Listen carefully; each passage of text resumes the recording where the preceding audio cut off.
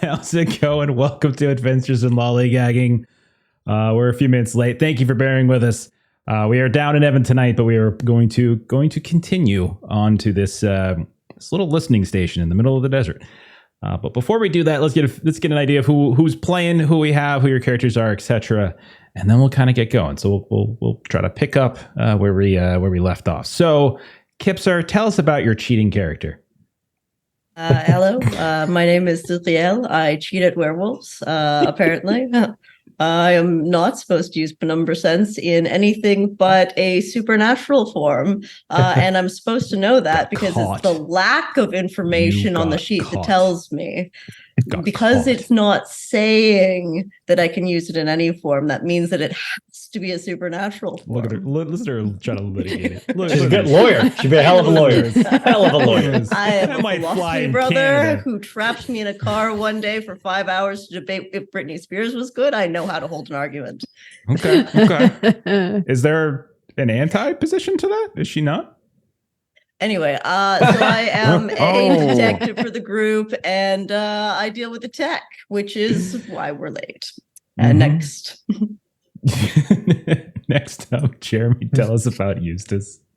I'm Eustace Hart, Philodox, Hart Warden, just a real nice guy.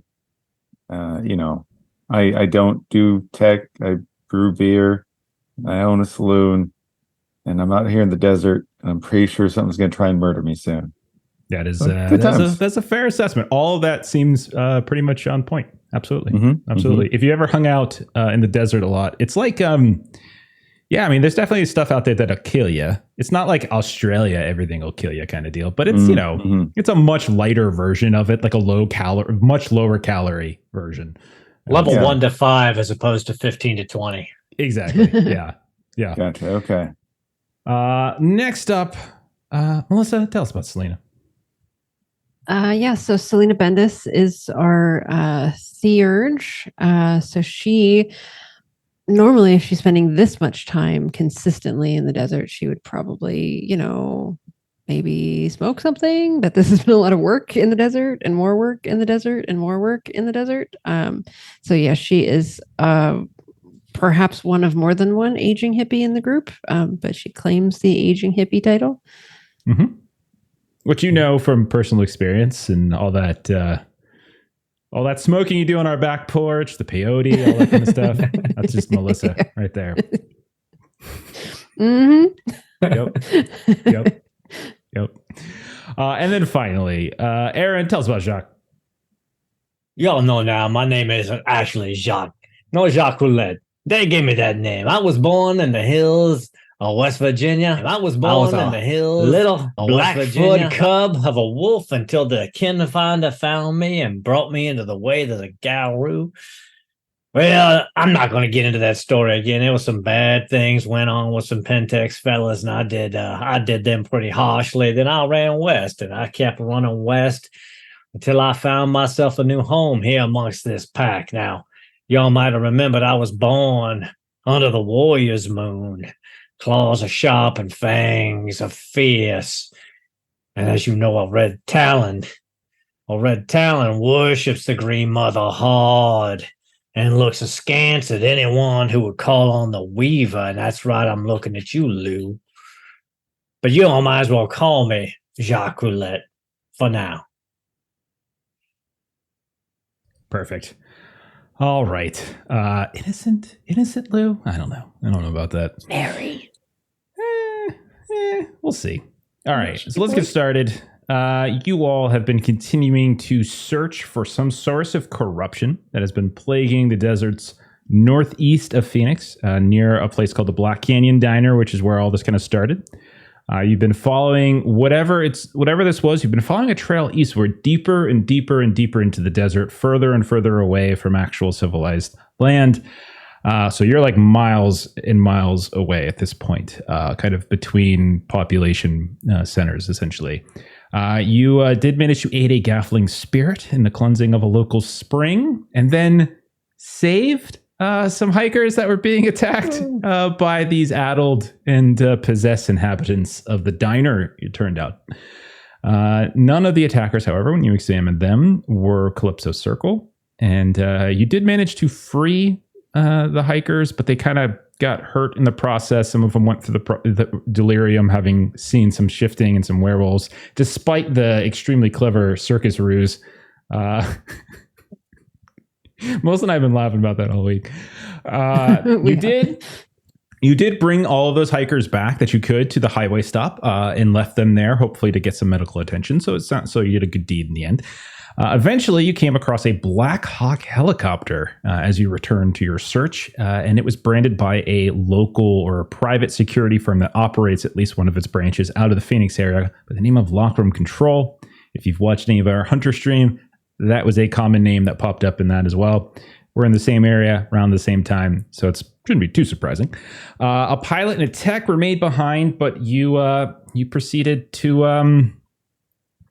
I think Evan just did a stare down, made the tech, she just kind of shut down, and then you guys questioned the other one, and eventually things kind of got weird, and you almost bit his hand off.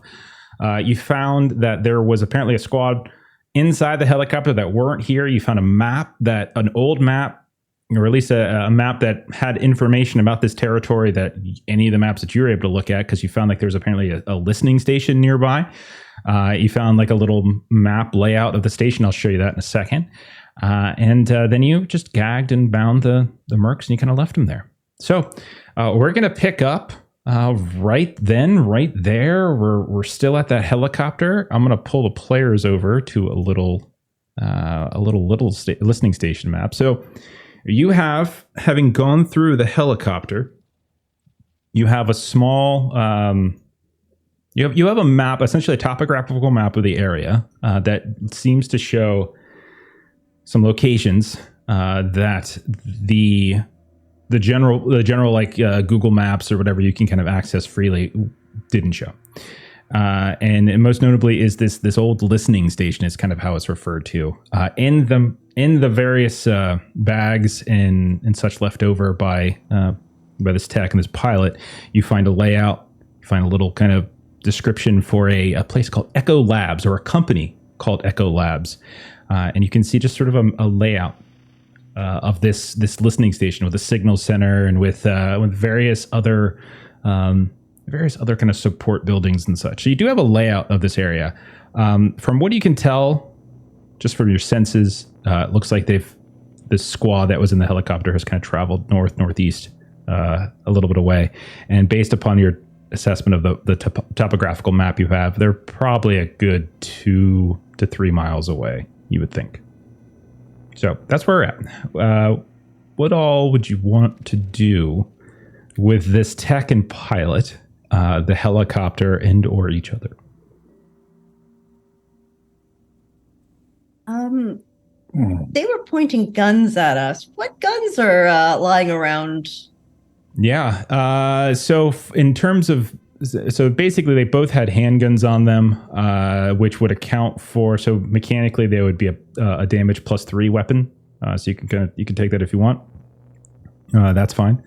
No special ammo in it. So if you check the ammo, just standard stuff, no silver or anything like that. It doesn't look like they were prepared or expecting to face werewolves or anything like that. So you just standard stuff. You would get the sense that you don't see anything heavier than this. But yeah, you can take one of them easily. Yeah, Lou will pull open her little doggy backpack and put both guns in there, get whatever extra ammo they have, and zip it up. Yeah, no problem. No problem at all. See Jacques in his hippo form look over, give that half snarl, pat away. All right. Eustace or Selena, anything you two are up to? So the helicopter, I don't know that I would know anything, but I wouldn't mind trying to mess with it. You're going to try to mess with a helicopter? Is that what you said? Yeah. Okay, what are you trying to accomplish?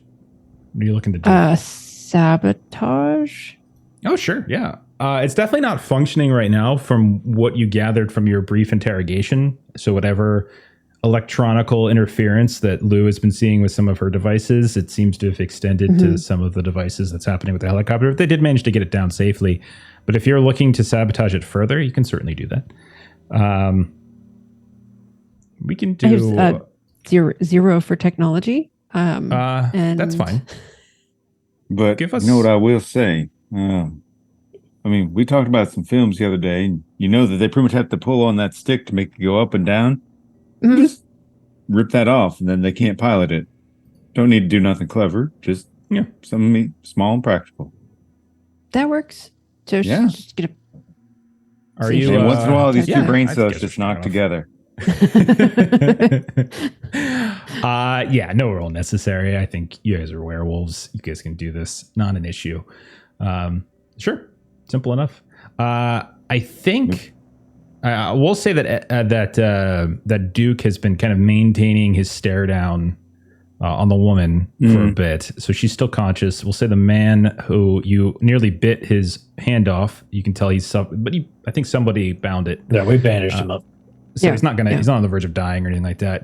Do you, other than kind of keeping them zip tied and everything, is there anything else you wanted to do before departing?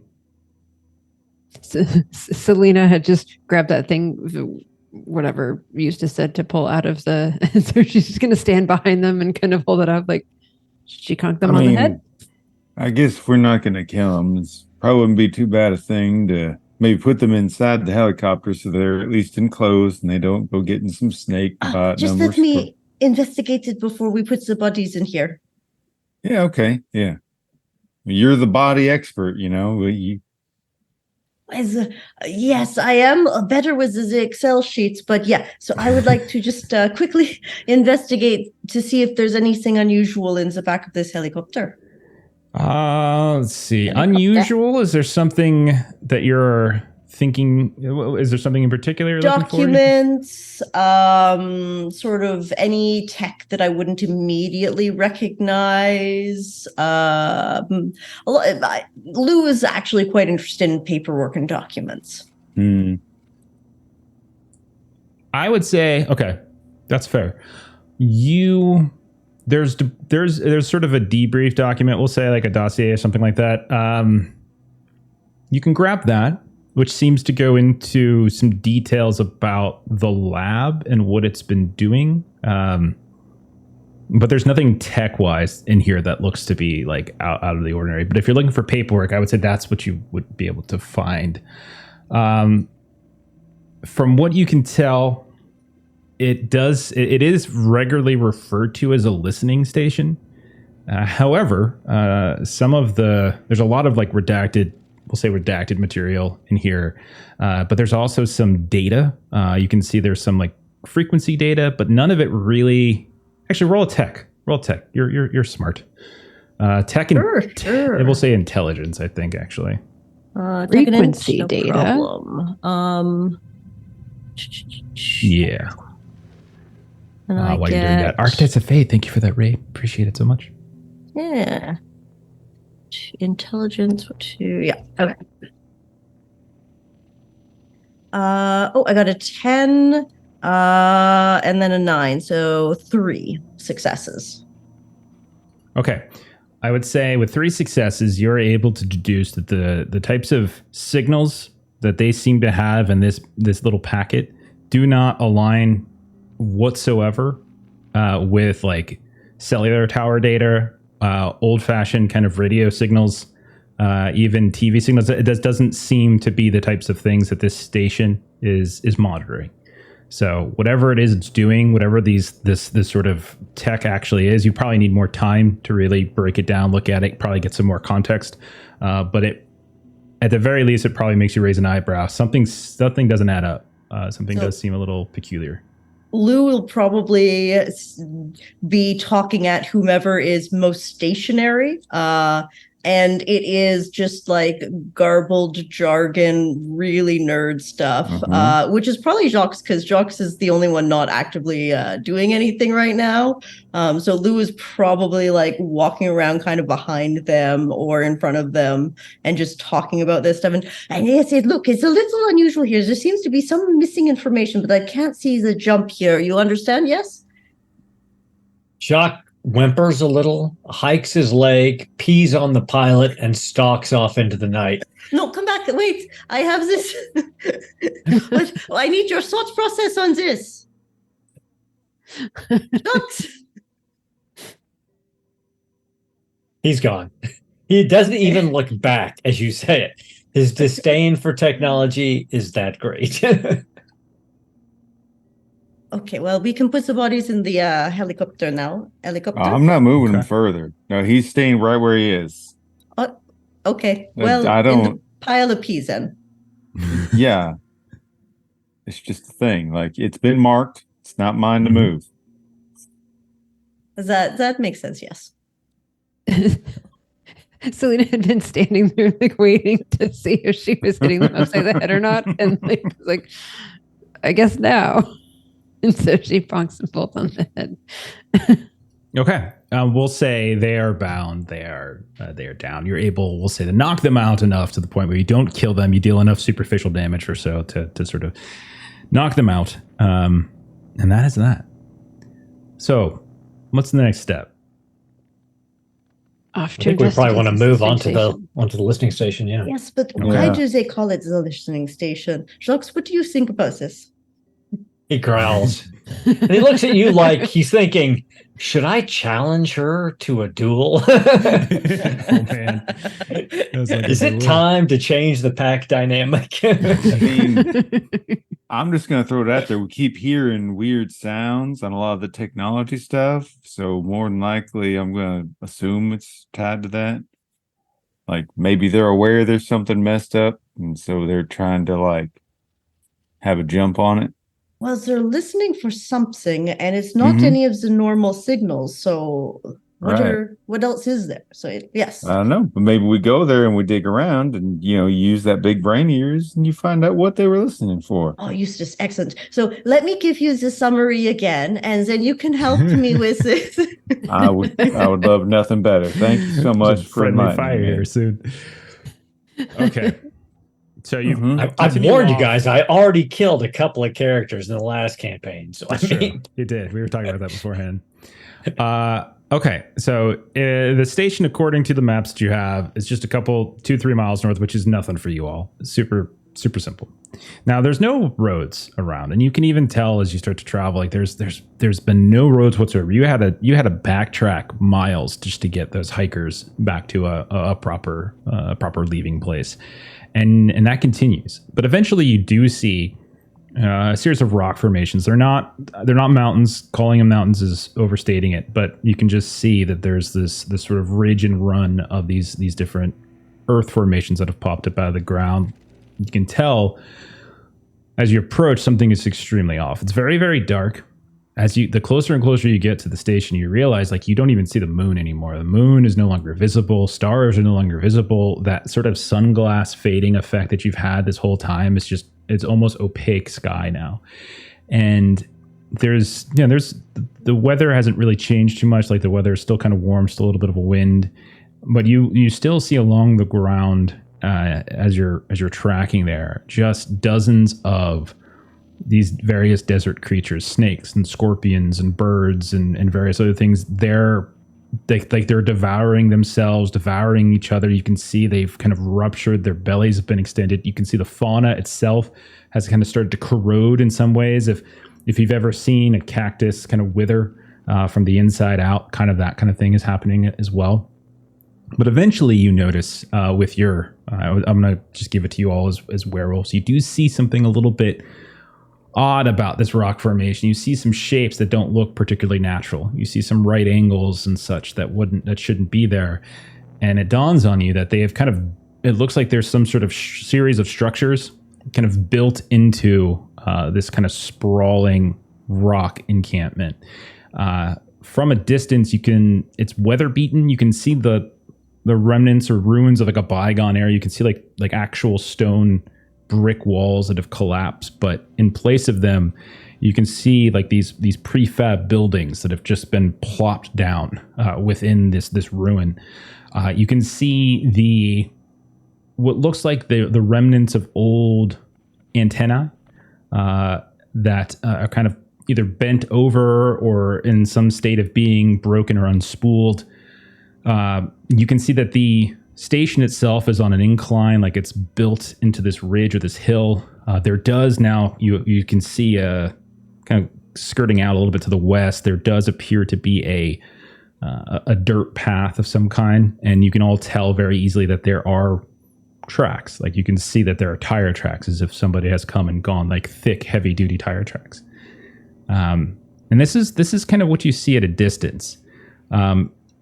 While you're standing here, though, while you're I'm going to assume that you maybe do like kind of circle around, kind of get a sense of things. The stench here is just, it's worse than anything you've smelled before.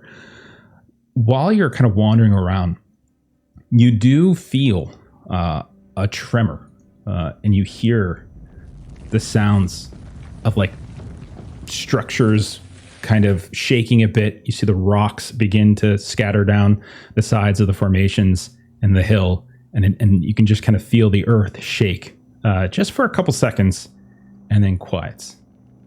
Huh. You know, that reminds me of something. I'll pull out a flask to pass around. There's been some weird, stuff messing with our heads today. We should all just have a swig.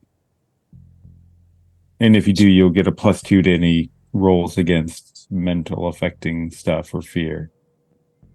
Jacques comes up and sits in front of you and tilts his head back and opens his muzzle.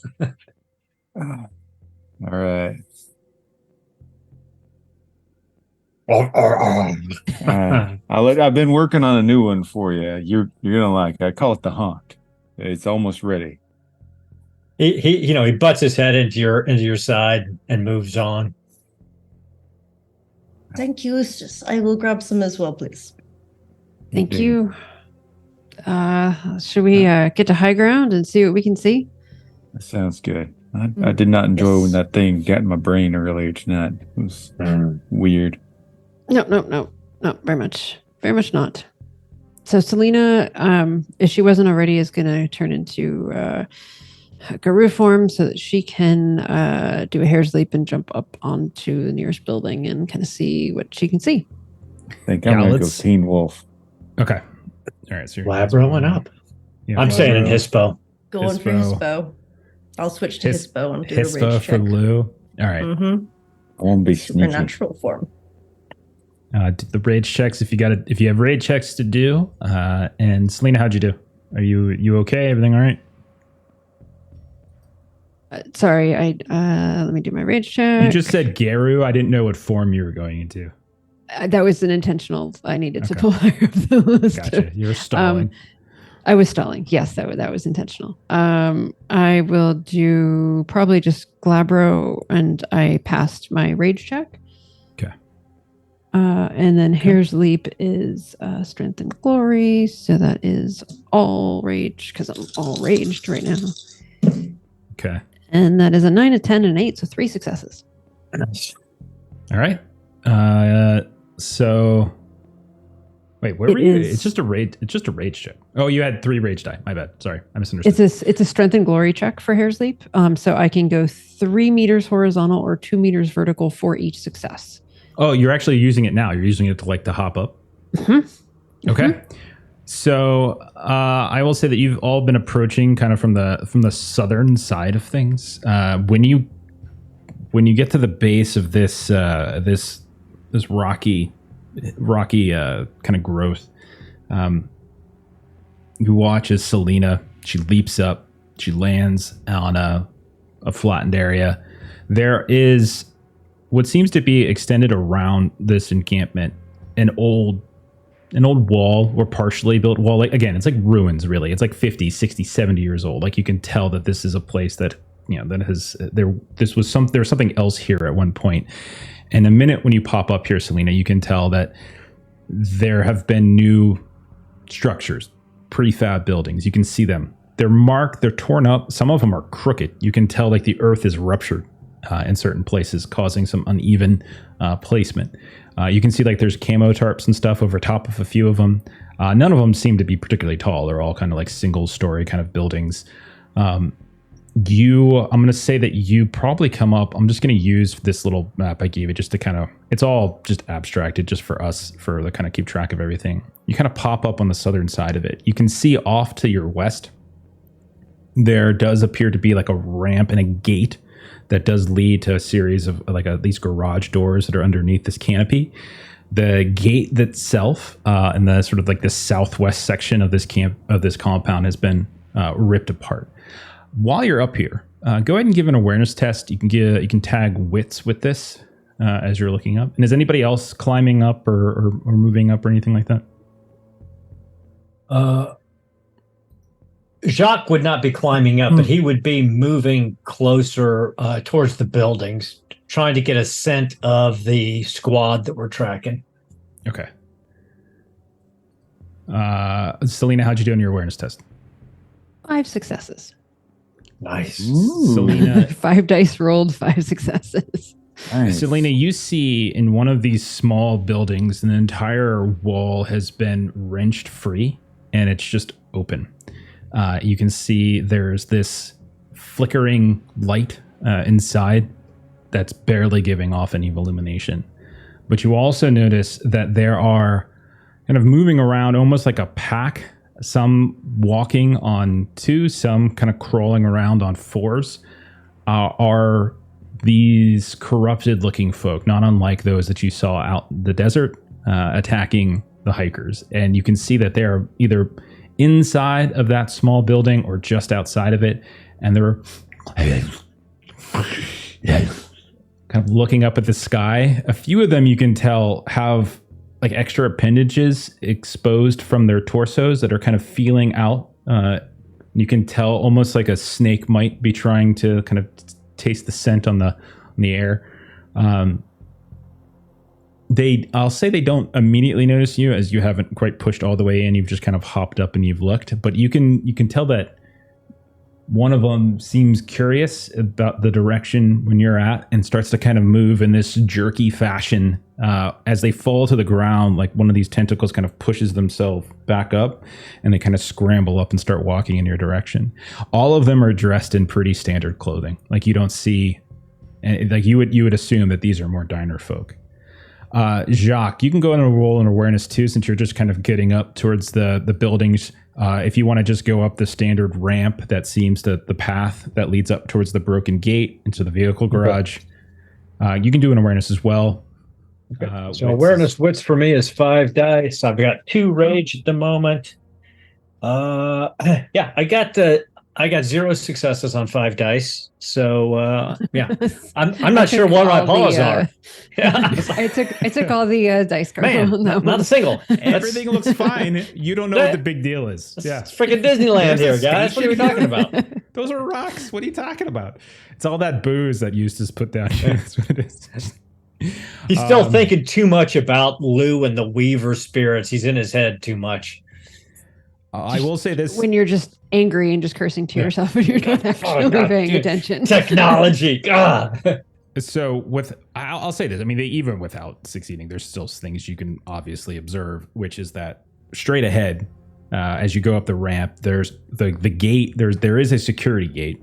It has been ripped apart again, and you can tell that there's one obvious thing you see right in front of the garage, and that is a Ford F-250 with a horse trailer.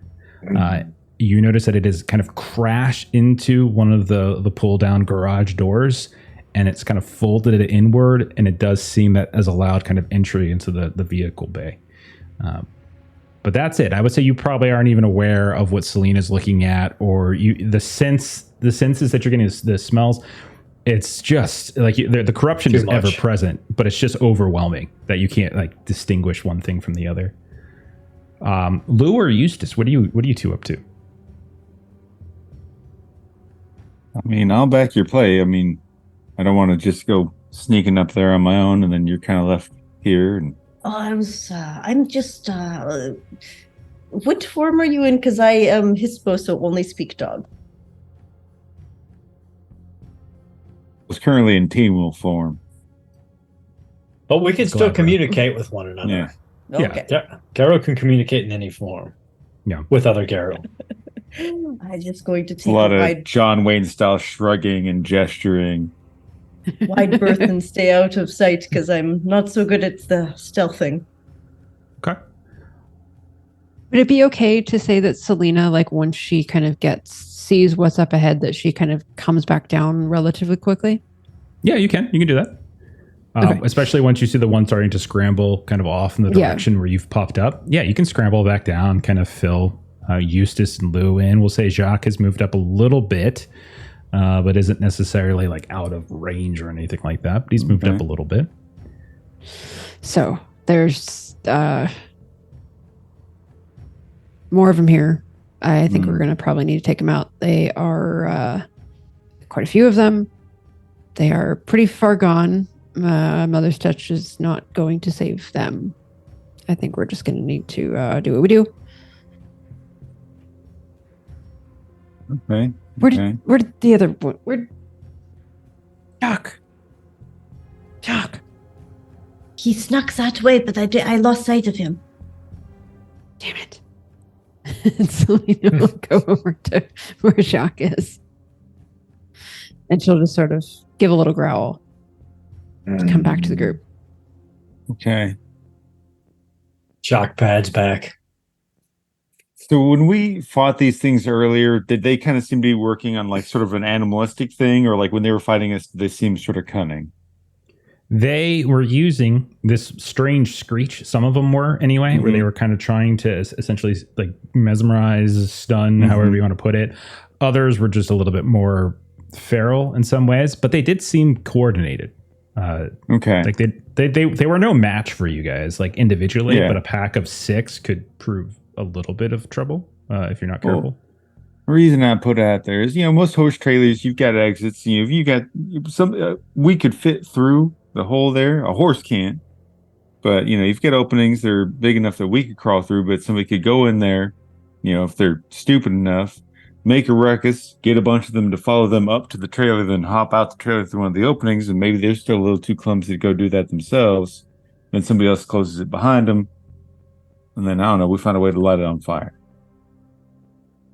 I like that. There's one of them's pretty good with the sniffer, so might notice our approach. So there's a chance that we might not be able to get all of them in there. Just saying, I still think it's a good idea. Just there's possibility that we might get ambushed. And Jacques lets everybody know that he found the F-250 and horse trailer. So hopefully the rest of them from the diner are here. Mm. All right. So at least we know where they started coming out from. It's a very weird place, though, in general. Just wanted to put that out there. This is weird. This whole setup. Have we seen any sign of the squad of lockroom control agents? Selena didn't see any. You didn't see any when you popped up. You guys, I think you retreated a little bit, but you've only really kind of glimpsed. So, but no, you haven't seen anything yet.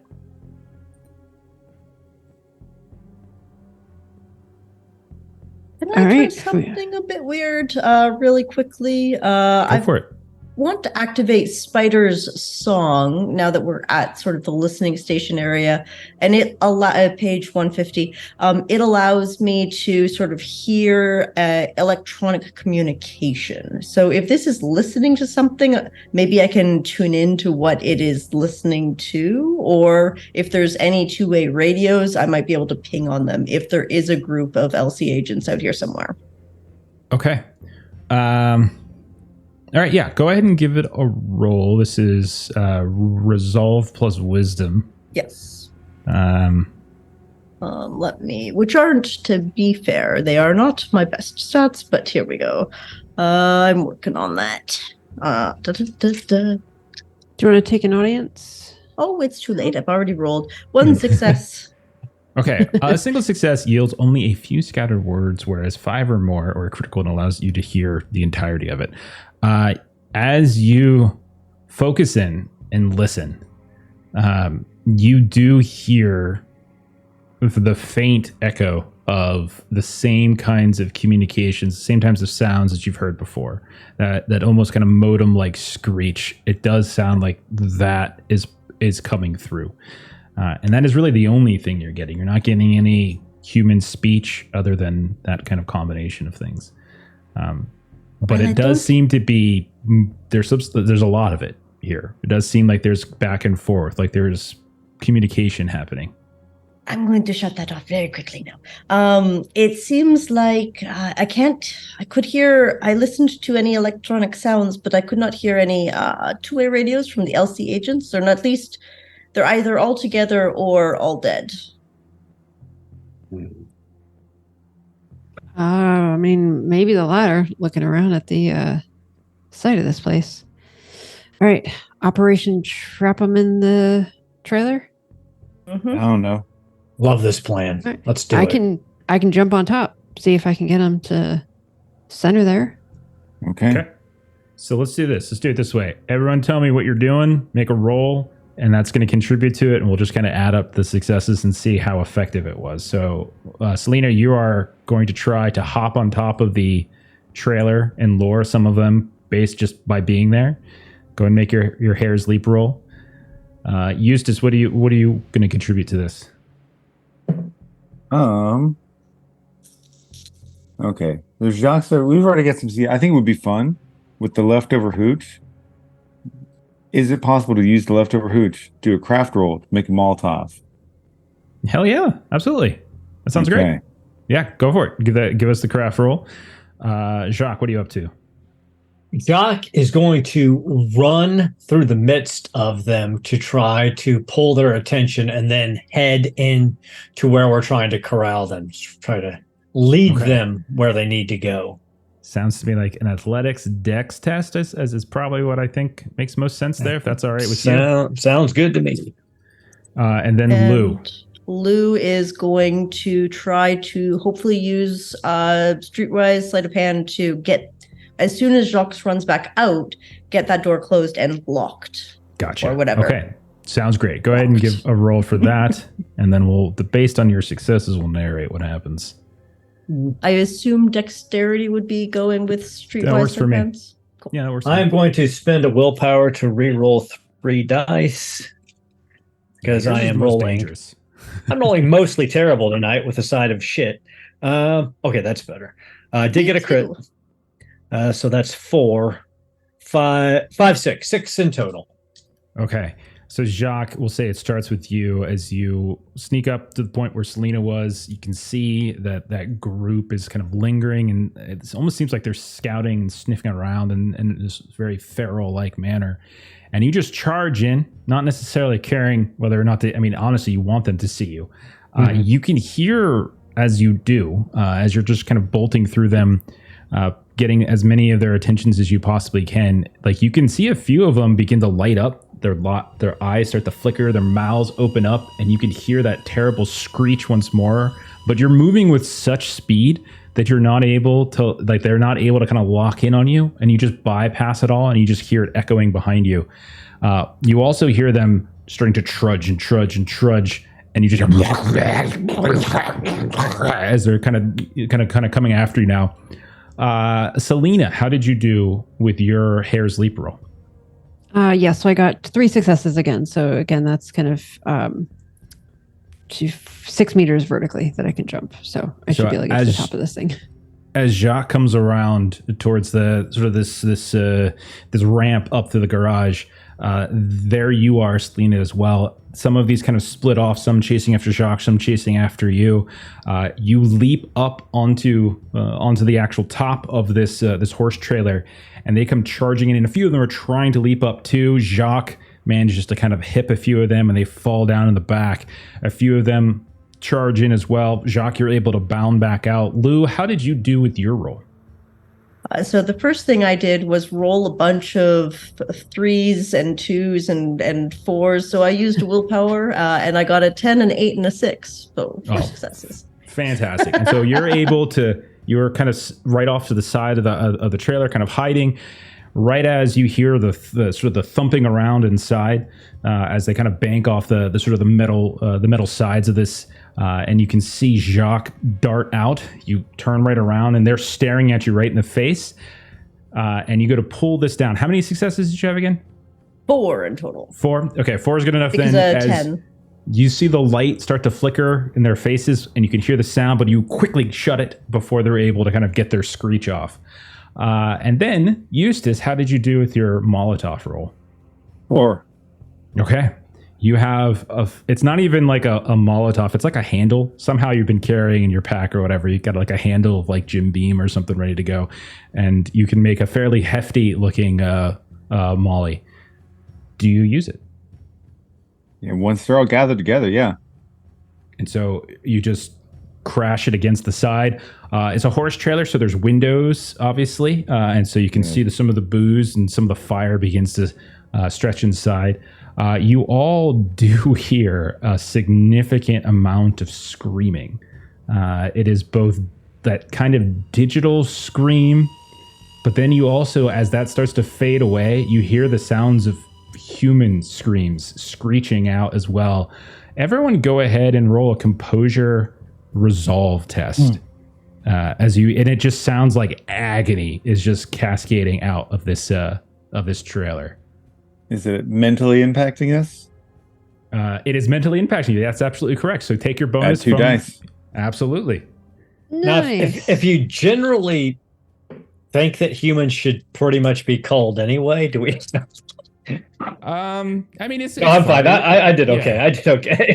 I was more joking. That's a good point. in You can heal some willpower as opposed to take Oh my. damage from it. I got Oh, 4 goodness. successes in total. That's 5 plenty. successes.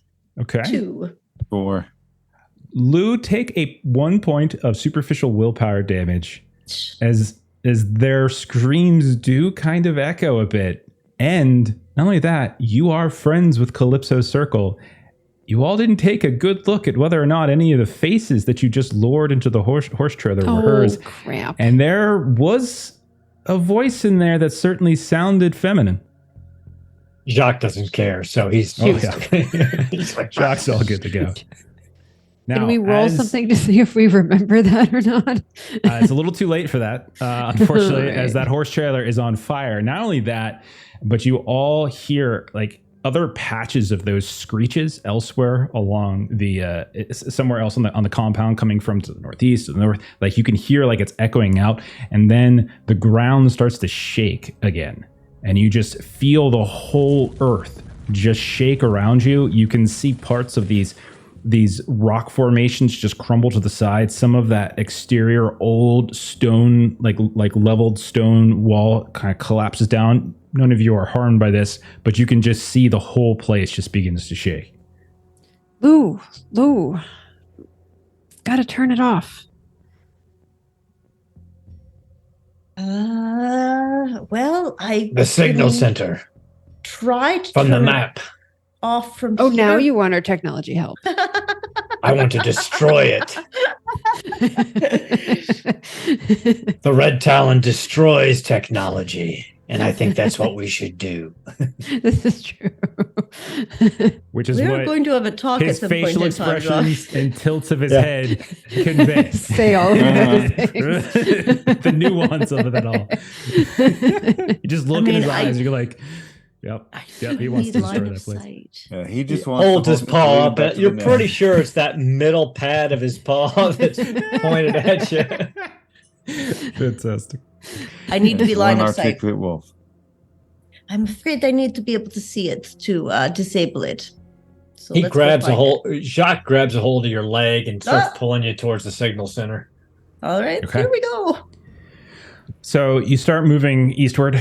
There are buildings in the way. You kind of weave around them as best you can. You find the pathways. You're moving through an exterior hall. You can tell over top there are like these little tarps and kind of camo tarps and things like that over top. Some of which have fallen. Some giving you a kind of full view of the black void above. Others are still kind of hanging overhead. When you start moving through this little hallway, you can feel the shaking kind of starting to subside a bit, but those prefab buildings, they're almost kind of moving and almost like they're kind of dipping down a little bit. As you're walking, let's see, who's this going to affect? Okay. Lou, which probably makes a lot of sense. You start hearing or feeling your equipment starting to function again. You can feel your phone. You can feel whatever other tech you might carry beginning to signal. You can kind of hear the bzz, bzz, bzz, as if you've just gotten 100 messages all at once after you've had your phone off for a while. You also notice that there is this sheen of light on the one side of the prefab building, and it almost looks like your whole screen is being just projected on somehow, like it's taking your physical, like your actual screen of your phone. You can see it's like screen sharing on the side of the building, and it's like going through your contacts. Was that my private info? And it stops, and you can see it ends on your son. Uh-oh. And it clicks, and you just hear the sound of a phone ringing and ringing, and you see a little picture of your son. You got your little icon of it ringing and ringing, and after a moment, you just hear your son's voice. Hey, Mom. So first thing I need to do is switch between Hispo back to Humid. Do that really quickly. Pull open my doggy backpack, grab my phone, look at it. When you look at it, there is something being displayed, and I'm going to tell you, and you're going to tell me what it is, as opposed to the other way around. There's something that you see on the screen right now that it doesn't match what's on the side of that prefab building. There's something on it that causes Lou to feel like an intense amount of fear or anxiety. It's just this sudden surge of it goes through. So what would Lou see on the screen that would kind of cause something like that? Probably Lucas in the position that they were in some 6 years ago when they got gunned down by a black van driving by, probably because they were investigating a little too well. You probably just see then, like, outside your current home, your son on the phone, you see a black van go by, you hear the sounds of bullets flying, and then when the van passes, you just see your son laying on the ground. I have to go back to town. I have to go. And Lou will put their phone back in, zip it up, and start to go back into, I guess Hispo is probably the fastest running form. Wait, what? Wait, this is their... Wait, you don't know that that's real? I have to go check. Messing with signals. They're messing with signals. I have to go check. That's not good. That's what happened to me. That's not. They want you to go running. They want you to go running and be by yourself. Well, they're trying to trap you.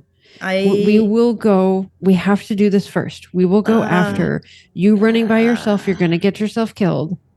Well, if it's a trap. It's a trick. It's a trick. We got it. We'll check him out. As you guys no good to your son if you're dead. Okay. Well, if anything has happened to him, I will legitimately let you shoot me if something's happened to your child. Okay. Jacques cocks his head as if to say he's only human. But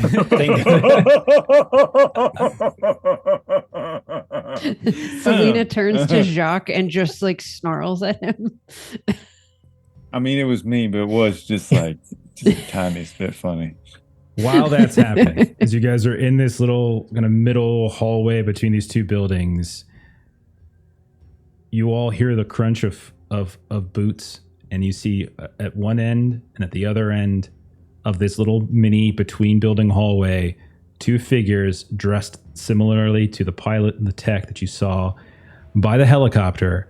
You can see they have also been affected. Their eyes are kind of flickering and glowing, and they just immediately unload, all four of them in the direction. Everybody go ahead and roll we'll call it, in this case, it's really just, because this is sort of like a little ambush. Go ahead and roll athletics dex versus their gunshot stuff, their firearm stuff. I keep forgetting that I'm in Hispo. That gives me 2 extra. Physical dice. Oh yeah, thank you for reminding me. 9, 6, 10, 6, and 8. Labra would also give a 2 dice bonus. Oh my gosh. as well. Super crit. Yeah, super crit. Yay! Yeah, I got 3 10s and then a 6 7 6. Oh my Jesus. gosh. That's really, really good. Now I'm okay with Lou shooting me, but these sons of bitches, no. Well, so out of the 2 dice I get to roll, I got 1 9. 1 success. Is- How did Selena do? If 3 is possibly not enough, I will spend a willpower to reroll some. I have 3 Do you successes. want to spend a willpower to reroll? It's up to you. Yes, I will spend a willpower to reroll. Okay. I'm going to get shot, and I just turned into a homid form. 4 Yes, you did. successes. Oh no. Okay. 4 successes. How did Jacques do? He got 5. Okay. All right. And then Eustace had like 100 and he had a crit. Yeah. Yeah, so the 2 10s would then be 4 4 successes. Yeah, you're good. and Plus you had a then couple plus other- another 4 on top of it. So Okay. So 8. So 8 successes. the four of these Teen These Wolf figures. Matrix. 2 on either side pinning you, and they start firing in a way that does, I mean, like they're just firing wildly, and you can tell that they've been affected. Some of you get hit, some of you do not. Lou, Selena, you both take a couple hits. Specifically, Lou, you're taking 4 points of superficial damage. And then, hang on, let me do that right again. No, that's not right. I'm sorry. You're taking 7 points of superficial damage. Oh my gosh. These guns have a +3. Selena, you are taking 4.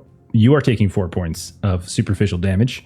Eustace, actually, I'll start with Jacques. Jacques, you managed to sort of dodge back and forth and manage to avoid any hits whatsoever. Maybe you even smash into one of the windows the size of this building to kind of dodge out of the way. Eustace, you managed at the last second to just kind of flatten yourself against the wall, allowing one of their shots just to go directly through where you were, and it hits the other one on the other side. And so we'll say that's what happens. They just kind of start shooting themselves. And that is the start of this little encounter. So for those of you that are marking damage, remember that if you do superficial, just do the 1 slash. But if you run out of superficial, you have to start doing the 2nd slash for aggravated. Okay. And don't forget too that you have regeneration that you can start doing as werewolves. So just depending on just remember that as well with regen checks or with rage checks and such. Okay, so with this in mind, there is now 2 on either side of this hall between buildings, all 4 with guns. One of them has already taken a couple shots. You all are within a hand. You're just maybe 10 feet from them, and you're not that far away. You can move pretty quickly and easily. Let's just go around then. I'll start with Lou. You took the worst of it. What is Lou doing? I'm going to lie on the floor for a little while and wait for them to kill the people on either side of the hallways. Okay, so you just kind of take cover on the ground. Eustace, what are you up to? All right, well, one of them just got shot, so I'm hoping that stuns him for a second. I'm going to go for the other one. So just a little bit closer. See if I can there's maybe... one right. There's two on either end of this little alleyway here, and you can charge in at them. The one that's right next to the one that kind of got stunned, sure. And then Jacques, what are you up to? I'm going to charge whichever ones Eustace is not charging at. I'm going to charge the other direction to try to make sure that they have a harder time shooting Split at our weaker members. Yeah. Mhm. Perfect. And then Selena. Selena is going after the one that shot her. Okay, sounds good. All right, so you all are effectively, 3 of you are effectively going in for, I'm assuming, biting of some kind. Mhm. All right. So Jacques and Selena, you're on one side. So it's 2v2. And then Eustace, you're on the other. Mhm. So it's 2v1. However, one of them did just tape a couple hits from the gun. And then Lou, you're still in the middle, on the ground, taking cover, bleeding a bit. Usual. So go ahead and we'll start with Eustace. Eustace, you charge into the other side. I will say, if you guys will carry over the crit, that you're right. The one of them is kind of stunned, kind of gets thrown back a bit. And so I'll hold off on doing anything on that one. So let's just do the attack on this one. Roll your attack. Okay. As it will continue, it'll still kind of fire. It's just like unloading wildly and recklessly as you charge at it. All right. So my raging strike check went off. So we'll see how this goes. So that'll be 1, 2, 3, 4, 5, 6 successes.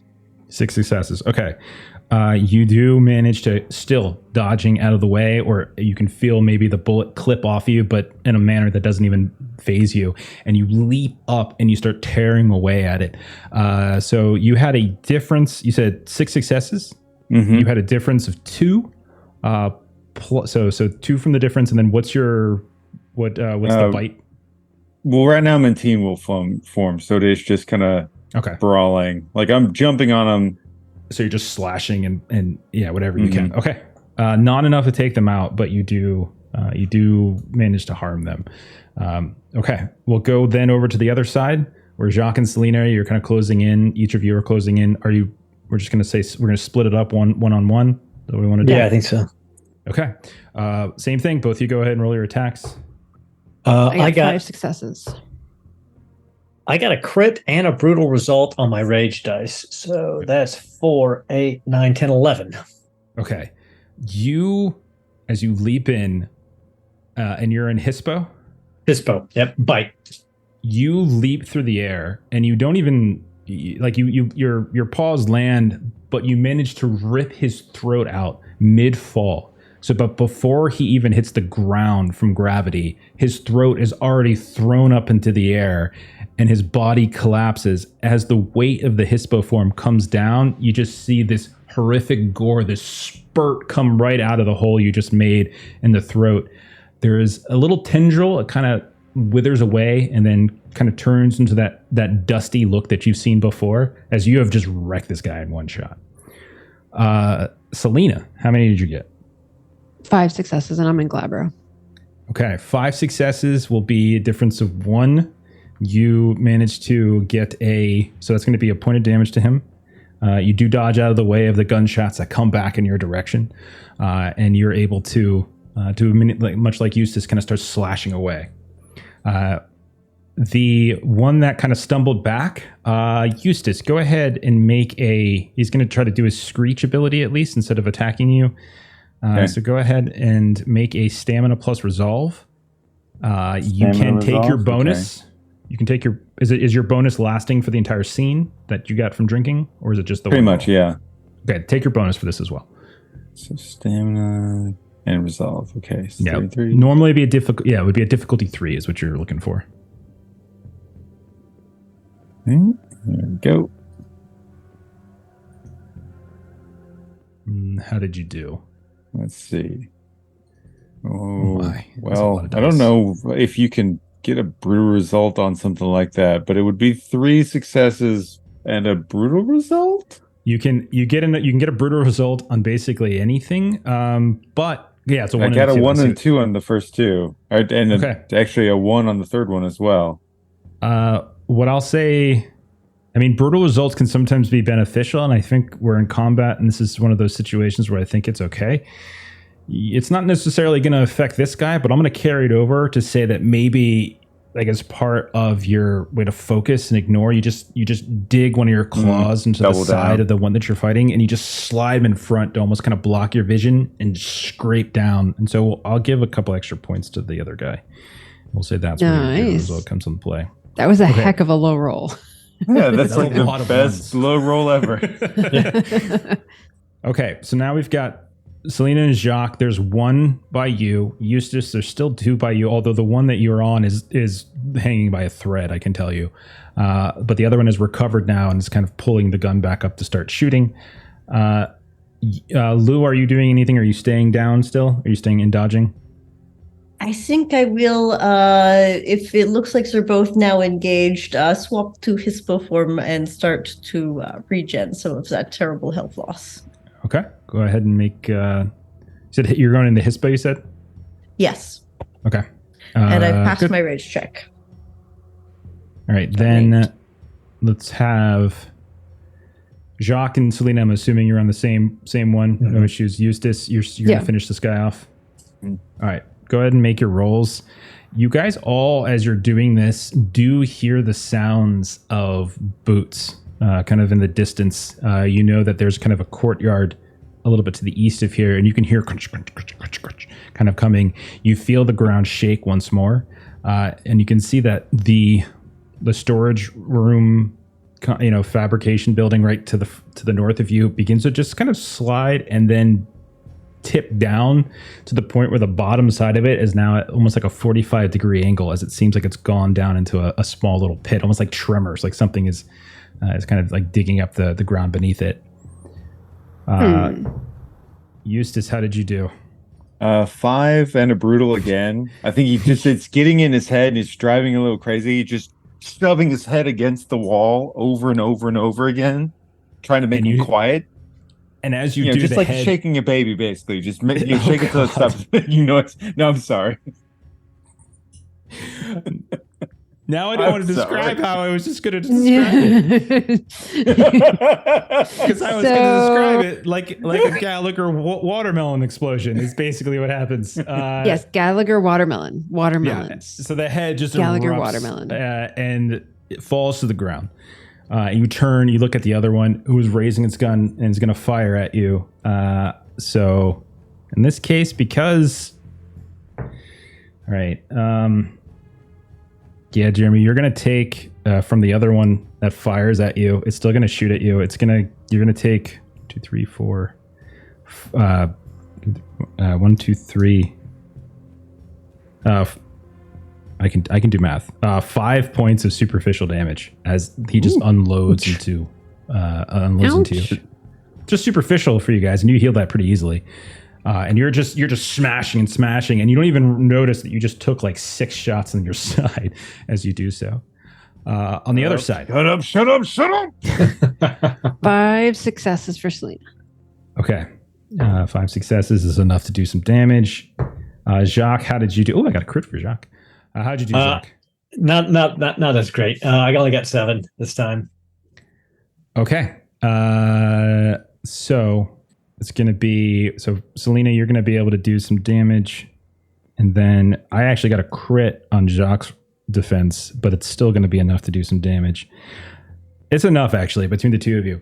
As you start, you tag team this. Selena, you're Galabro form, ripping, tearing to shreds, kind of holding him in place, and then the legs just get ripped apart as this massive hispo body slams him to the ground and just starts feasting away at whatever skin is exposed within their uniform here and there. At one point, this tendril comes out and tries to ineffectually kind of wrap itself around Jacques, but right as it does so, it just turns to dust. You now have like this black, like ashy residue on the back of your fur, but this one is in fact dead.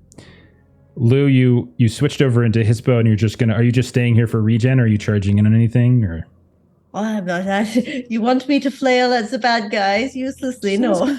Just asking. Okay. So then I'll say with all of you, you hear the sounds of, and you can hear the sounds now of not just the boots, but you hear that same kind of like modem sound, and you can start to see these little glowing lights when you peek around the corner. Selena, Jacques, you can see some of the diner folk. You can see some of the folks that were at the helicopter, more of these squad people. They're carrying guns as they're kind of running in your direction, eyes kind of flickering, mouth kind of flickering here and there. And they're charging in at you. They're going to be within your range within a moment or two. So, Eustace, I assume you want to try to finish this last one off? That seems like a good thing to do. Okay.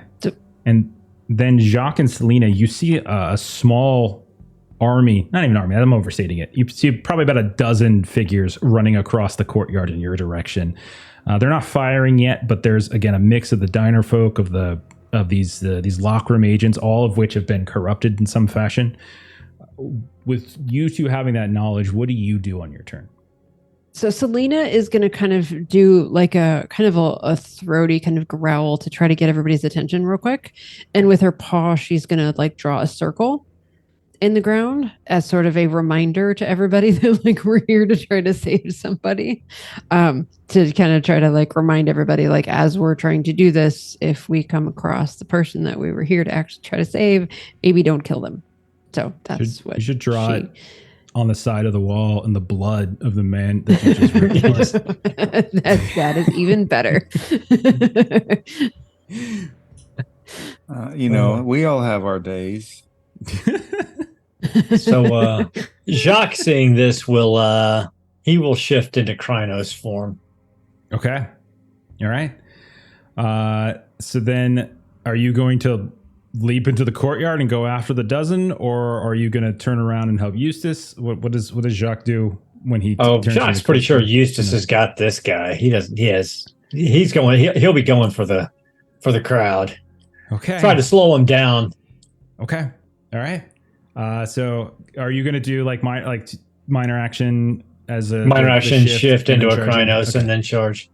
All right. Selena, you've drawn. We'll call that a minor action. Is there something else you wanted to do? She was also wanting to switch form into Hispo. Hispo? Okay. Yep. Lou is still in the middle, kind of healing. Okay. Eustace, roll your attack on the one that's on you, as this is an engaged attack already. I'll do that. Let's see. Holy Hannah. Another crit. All right. So what is going to... Oh, my God. Yeah. I'm going to beat that second guy to death with the first guy, because I have just about lost my mind tonight, because they keep getting in my brain, and I'm normally pretty calm about such things. I just rip his arm off, throw it in the guy's chest, pick up the rest of them, suplex it down on him, and I just beat him over and over and over again. Out of my damn head. On the ground when this is all done, it's just a splatter of what might have once been a human being, but who knows what it is now. It just looks like this bloody pulp. There's blood everywhere. It's pooling, this black pool. More of those tendrils kind of reach up and just kind of flitter away. Okay. Lou, you're still just regenning. Selena, you've turned into Hispo. Selena, do you follow Jacques into the courtyard? Yes. Okay. Fair enough. If that's the case, so I'm just going to go ahead and just keeping track of where everybody is. Oh, we also have to remember that don't forget that Duke is technically with us. So.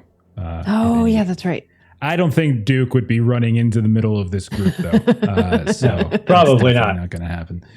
He's not here, so no, I'm just kidding. He's not. Okay. He's leading the charge. Right. All right. So we're kind of resetting things then. So we've got this open air courtyard. We can see the black void over top. Across on the other side of that courtyard is that signal center. You can see there's a small, what looks like a series of various electronic equipment kind of sitting on top of it. The signal center itself seems askance. It seems askew, like it's kind of off. It's not quite sitting properly. The earth in the courtyard has been ruptured too. You can see there's these huge fissures in the ground. There definitely looks like there were a handful of like lawn chairs and stuff that has been thrown all over the place. A small barbecue, like this little tiny barbecue off to the side here and there. But at this point, it just looks a mess. More and more of the quake is starting to happen, and all around you, like there's this mass of people forming. A dozen folks in the middle. All right, and so Jacques, Selena, you are kind of in that courtyard now. Eustace, you are a little bit further away. Eustace, what are you up to? So does the healing that we do, is that a passive thing, or do we need to spend our action doing it? It's a passive. It's not an action. Yeah. Okay. You just got to make a rage check. You just got to do the rage check. Yeah. I should have done a check last turn then. You can do it now. It's fine. Okay. Oh yeah, I totally forgot to take damage. Like, whoops.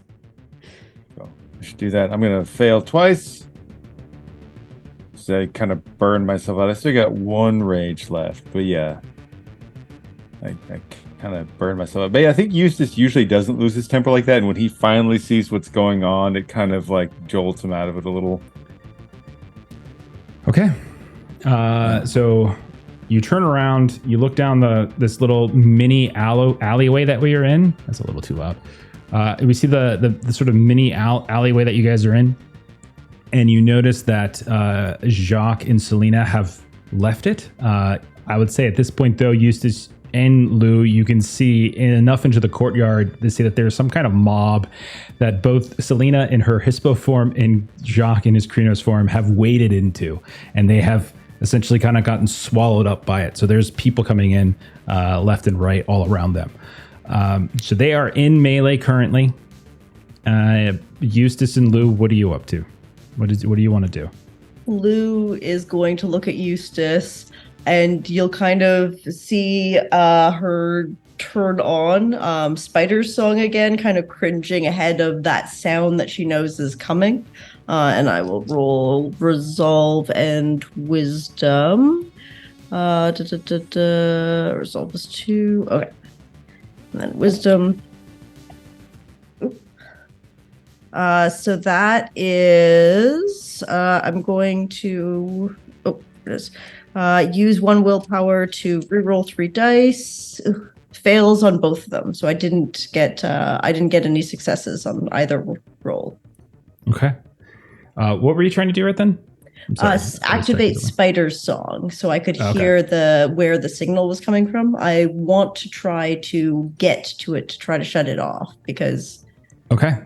Okay. I would say you're pretty sure like that it's likely somewhere on the opposite side of the compound over by that signal center or something like that. That you would be able to spy just barely with some of the stray light here and there, these various antennae and different devices on top of that signal center building on the other side of that mob that Selena and Jacques have currently engaged.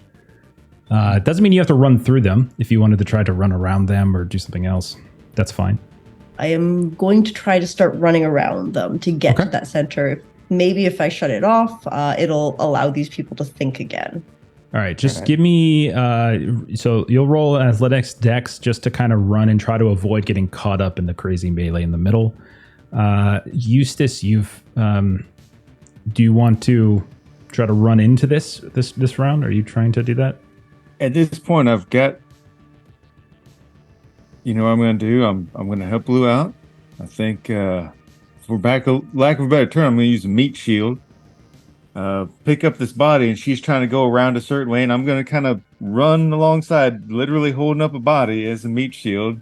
Okay. To make sure she gets there safely. Do my best to make sure she does not get hurt there, because she's the one who's got the brains to do the important stuff, and I. Absolutely. Athletics, dex, or I mean, for you can do strength too. Actually, if you're lifting something, that's fine. Great. I got 2 successes on my roll. We'll see how Eustace does. That'll determine whether or not you guys can get there. It'll determine how fast you can get there, basically. Oh, wait, I think it's 7. My bad. And... All right. Oh boy, that's 1, 2, 1, 3, 2, 4, 5. 5 successes. Okay. I would say there are multiple times when it feels like somebody either from one of the buildings or from the courtyard itself reach out and grab you. Eustace, you're able to just sort of shove them and they kind of stumble down into the melee, but rather than chase after you, they just turn around. They see a giant Krynos werewolf, but they just decide to charge after that. Same thing as something like from the courtyard itself goes to aim at you with like you could see this in the melee, not really paying attention. There's no line of fire. These people have lost their mind and it looks like you're about to shoot it at Lou, but then they hear the sounds of like a wolf come thundering into the courtyard, and they point the gun and turn towards Selena as like we see the shadow of Selena leaping up in the air, and the gunfire just goes off. And so we'll say you all are able to cross the two of you are able to cross the courtyard in this round. Let's then turn to the melee. So I'm just going to make it easy for myself and just split it up evenly between the two of you. Defense. So just okay. So you guys just remember that as more and more things attack you, you lose more and more dice from your attacks. So that's just something to think about. We are hoping that what Lou is going to try to do is going to be successful. Yeah, that's Jacques' whole plan. He's like howling and raging to try to give them time to work their Weaver magic, even though it makes him sick to his stomach. I tried to do my second heal and lost a rage, so that didn't work out as well as I was hoping it would. So I'm down to 1 rage. So the other thing I should say is this hasn't come up. I think this is in Werewolf too. I remember this is in Hunter, but you can actually try to attack and deal damage to multiple foes, but it does require you to split your dice pool, dividing it among those who you want to target. Split pools on attacks don't get the same sort of multiple opponents penalty, but any opponents that are not attacked are defended against as normal. So it's full pool. So if you wanted to try to attack multiple foes, I don't know if that, I actually didn't read that, whether or not that's in Werewolf or not, but it's in Hunter, so I'm going to assume it's probably in Werewolf too. Anyhow, are you guys going after the ones with guns first? Yes. I'm assuming? Yes. Yeah, that's what I figured. Okay. Let's do it. Selena, let's start with you because I can probably take you out. So let's go. You Well, ready? then you shouldn't start with me. That's why I want to feel good about Just myself rude before and Jacques churlish. kills everybody. So, all right, Selena, you are in this melee. 6 of them are going to attack you. You're going to be able to continuously defend. Each time you defend against one of them, you're going to reduce your die size. You're going to reduce your pool by 1 die. So the first one you get full. So go ahead and roll your full die pool. Dice pool, excuse me. Okay, which I think is 6 because I've got 2 and I've got 2, and then I've got the bonus for being in Hispo. Yeah. And then I get +1 aggravated if I succeed. Go for it. Right. That is, let me see. Not bad, not bad. I'm going to spend superficial willpower to reroll a 2 and a 3 that I've got. Okay. Which helps a little bit. So that is 1, 2, 3, 4, 5 successes. Okay. You are able to dodge out of the way of the gunfire of the one that turned its attention to you after going for Lou. +1 aggravated bite, sorry. Because I'm in Hispo. Okay. You're able to dodge out of the way of the shot that was going to be intended for Lou. You get underneath the arm and you just sink the bite in.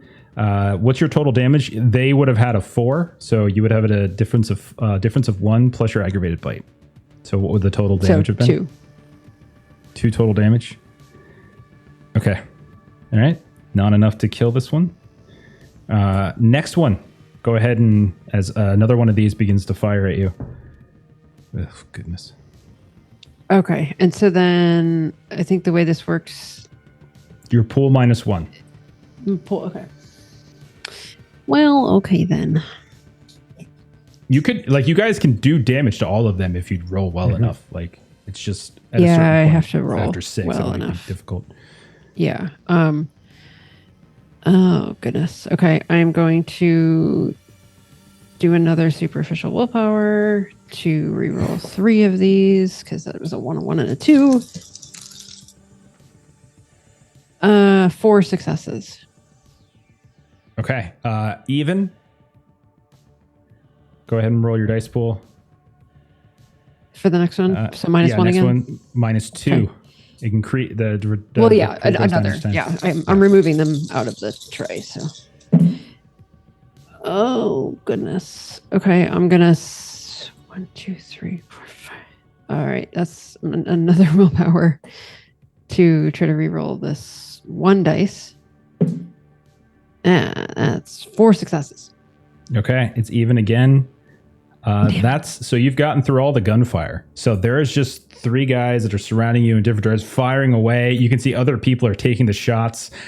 You can see stray bullets bouncing off the prefabricated building or burying into the ground here and there. There's gunfire everywhere at this point, just unloading. But you do manage to dodge all of it and kind of here and there. You manage to bury your teeth into one of them. However, 3 of these diner goers are going to continue to are part of the mob that's attacking you as well. So continue 3 rolling. dice that I'm rolling. Oh shit! Yeah. All right. I'm gonna spend a willpower. I got a 10, a 10, and a 4, so I'm gonna re-roll the 4 and see what I can get. Absolutely. I got another 4. So Okay. it's still 5 successes, 4 successes. 4 successes. So Plus your for 1 each. for aggravated. Oh yeah, 5. So you've got 4 successes, which would beat their 3, plus the aggravated. So that's you do 2 2. more aggravated. All right. So as one of these reaches down. One of these dino goers reaches down and tries to tear through you, and you can feel like one of those tendrils ripping from their body and trying to wrap around you. You're able to turn around and sink your teeth right into one of their arms. You just rip their arm clear off. Blood kind of goes spurting all over the place. They continue, however, but you do manage to avoid it. A second one now jumps onto your back as well. And I got 2 dice, just time. My rage dice. Got a lolly this time. Yeah.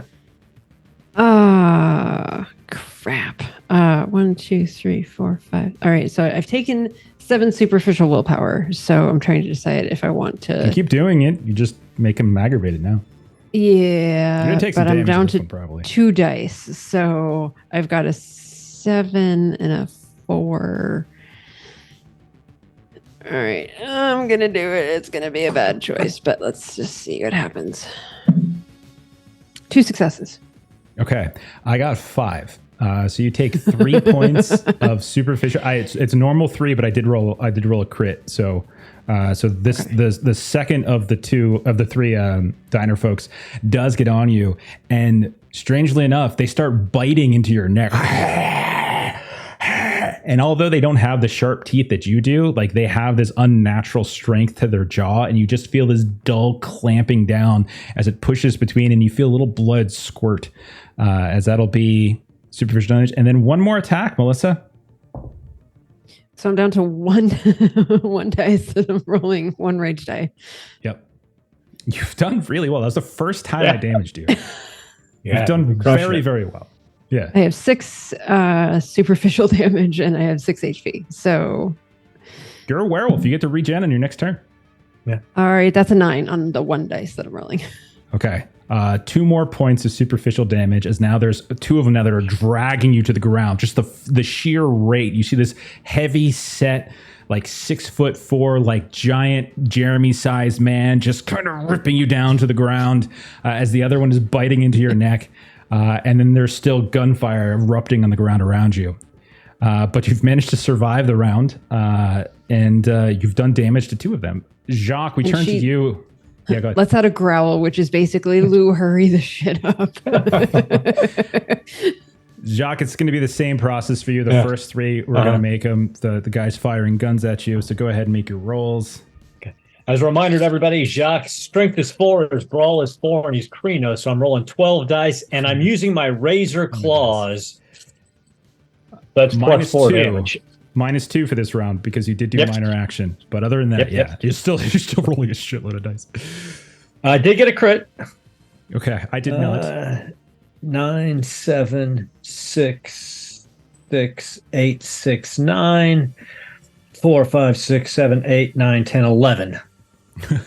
Okay, you, as this one guy is firing at you, you see the delirium is not phasing him. He doesn't seem to even be human anymore. His eyes are just kind of giving that off that sort of TV shine, and they're just firing and firing, standing still with no understanding that a death machine is right in front of him. And you just grab him and rip him in half, and he just goes flailing to the ground as he is completely dead. Second one continues to fire. Jacques looks over at Selena and winks a little bit, and then keeps tearing. Keep going. This is what Krino's form is for. You kill. You have to literally get kills in Krino's form, or else you have to start making. You have to start burning. Hey, I got a crit again. That's good. Okay. I did minus my 1 die. So okay. I think you're going to be okay though. 5, should have gone Krinos, Melissa. You gotta go Krinos. 6, 7, 8. Yeah. I got 9 successes on the die, so that would be 13 points of damage. That is, and the second one begins to fire at you. They were kind of standing at just a few feet from the other. You throw the torso of one at that. They fall to the ground. You leap across as they push the torso off of them. You pounce on top of them, and they just splurt in different directions as you crush them to the ground.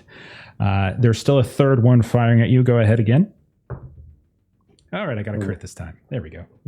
Not as good, but I did get a brutal on my rage dice. Hold on, but that's only 4, 5, 6, 7, 8. I'll spend a point of superficial. Okay. Willpower. You're gonna get him. Yeah, you're gonna get him. 11 plus 4 for the claws, 15. So 11 successes, right? 11 successes. So 11 successes minus his 6. So it's 5 plus your claws, which is still so enough. 9. Still plenty. So as this other one, and they're firing, like the bullets are kind of bouncing off you, or they're burying in like fleshy areas that don't really affect you. Like they're not completely missing. A few people get hit by stray fire, and you just leap off the body of one onto the other, sink the teeth right down into the throat, and just rip the head clear off. It just goes bounding down the road, or bounding down the path. 3 of these diner folk now are going to charge at you as well. They're also in the melee. So continue reducing. I did. Oh goodness, these poor people. I only got 5 successes. They only have 3, so you do 2 plus your Krynos form. Plus 4, 6. So 6 in total. It's still enough. It's still enough. As someone charges and tries to like tackle you, but your head turns up at just the right time, and they essentially headbutt right into your open jaws, and you just crunch down like you're eating like a tomato that just bursts open. And for a moment, he remembers someone reading to him when he was a young pup, Little Red Riding Hood, and it makes him smile. 2 more to go. Here we go. Second of these diner folk as they charge in at you. I did not. You're gonna rip 7 and a 9, so that's 4. 6 successes. 6 successes. Difference of 3 plus your 4, so 7. You're plenty. Yeah, they have a health of 6. So the second one kind of comes. You just grab them. You just sink your claws like into their side, and you just hurl them across the courtyard. They smash into a column, and their body just cracks and kind of loops around it, and then they slide down. And then the last one comes up at you. Yeah. Oh, I got a brutal. I got a crit. Okay. And a 7 and an 8. So I'm going to spend a superficial willpower. That's my 3rd superficial willpower. Picked up a 9 and a 10. So that's 4, 5, 6, 7, 8 successes. 8 successes versus my 5. Difference of 3 plus your Krynos form. 7 points of damage. 7 points is enough. As the last one charges in, you turn and like your claws just close in. You smash their head, just crunches, and you just rip it off, and their body goes hurling across. He picks up one of their torsos and pours blood on his head, and then throws it aside. Jacques, you killed all 6. I think that were. Did you kill all 6? I think you killed all 6. Yeah, I think you killed every single one that was thrown off. Okay. Lou, Eustace, you push into this listening station. The door is ajar. You can tell that the shifting of it has kind of caused the door frame to, instead of being a rectangle, is more like a parallelogram now. But you're able to push inside. You can feel the slope all around you. It's not an extraordinarily large building, but you can see there's tons of consoles everywhere. There's broken monitors, computer equipment. There's all sorts of things, filing cabinets. Like it doesn't look like there's some very, very high tech stuff in here, but you can also tell that there is an element of lower tech. Like they're keeping physical copies of things here and there. There's binders strewn all over the ground, like various things describe certain techniques. There's bodies you can see as well that are kind of, like they seem attached in some ways to cables. There is a just impenetrable darkness on the far side, the northern side, and you can see that there's a kind of a tear or hole in the ground, and then that's when the earth rumbles again. You hear this like kind of flickering kind of start happening from within that darkness. What do the two of you do? Thank you for coming with me, Eustace. I think this is about to be very bad, and I would have died on my own. Okay. Do you see the thing you need to do? And Lou will take like a look around, looking for, I guess, where do these cables go? You can see that all of them, there's tons of them. There's like 100 of them on the ground. Like these black, long, look like electrical cables, and all of them, as you're looking, just seem to be penetrating or piercing into various monitors and consoles. Not like being plugged in though. they just look like they're stabbed into various electronic equipment. And this equipment looks like it's running in a capacity? All of it's flickering cool. with light. Well, I guess this is all I need to try and see. Let's see if some spirits would like to cause a little bit of disorder. And Lou is going to summon some gremlins in their Hispo form that they are currently in, which is a Charisma plus Glory and a Rage check. So I'll do Charisma to Glory, and then I'll do my Rage check in a second here. All right. That is 2 successes, which should be the page is 149 if you need the table for what if affected. But electronics, computers is actually the easiest. I only need 2 for computers, and then electronics like cameras are 3. What are the I don't think Eustace would see the gremlins, but we'll say what does Lou see them as? Like, what do they look like as they start to You've got that classic like Simpsons Halloween special gremlin from the side of the bus. So there's a little bit of that in there, but also a little bit of the spider, as it has many more arms coming out of all of its torso. And instead of 2 eyes, it's got the full spider array. Wow. With the little spiky ears. As like, we'll say Lou thinks they're very cute. We'll say your penumbral senses like are allowing you maybe to sort of flicker and see them as like, Eustace, I don't think you would be able to see them, but we should double check that later. But we'll say as they come out, they start swarming over top of some of these computers. They start like ticking against the various electronic equipment. And then you notice that they just start to like kind of stab with their legs, with some sort of digital fangs into the cables themselves.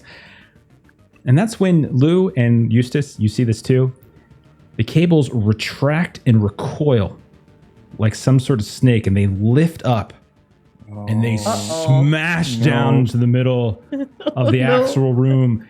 And you just feel the entire room shake and snap as this building, this prefab building, splits in half. You hear coming from that extremely impenetrable darkness a very pained and pissed off scream. And you watch as a face lights up. You can see the face of a youngish woman, horribly disfigured at this point, as you can see the skin is kind of flaking off here and there. Short hair that is kind of singed and burned from time to time. There's a terrible kind of wound on one side as they start to emerge a bit. But they're just kind of hanging there limply, like they're a puppet waiting to sort of be used. And as the body continues to move forward, you see it sort of jerk here and there in the zoetrope fashion.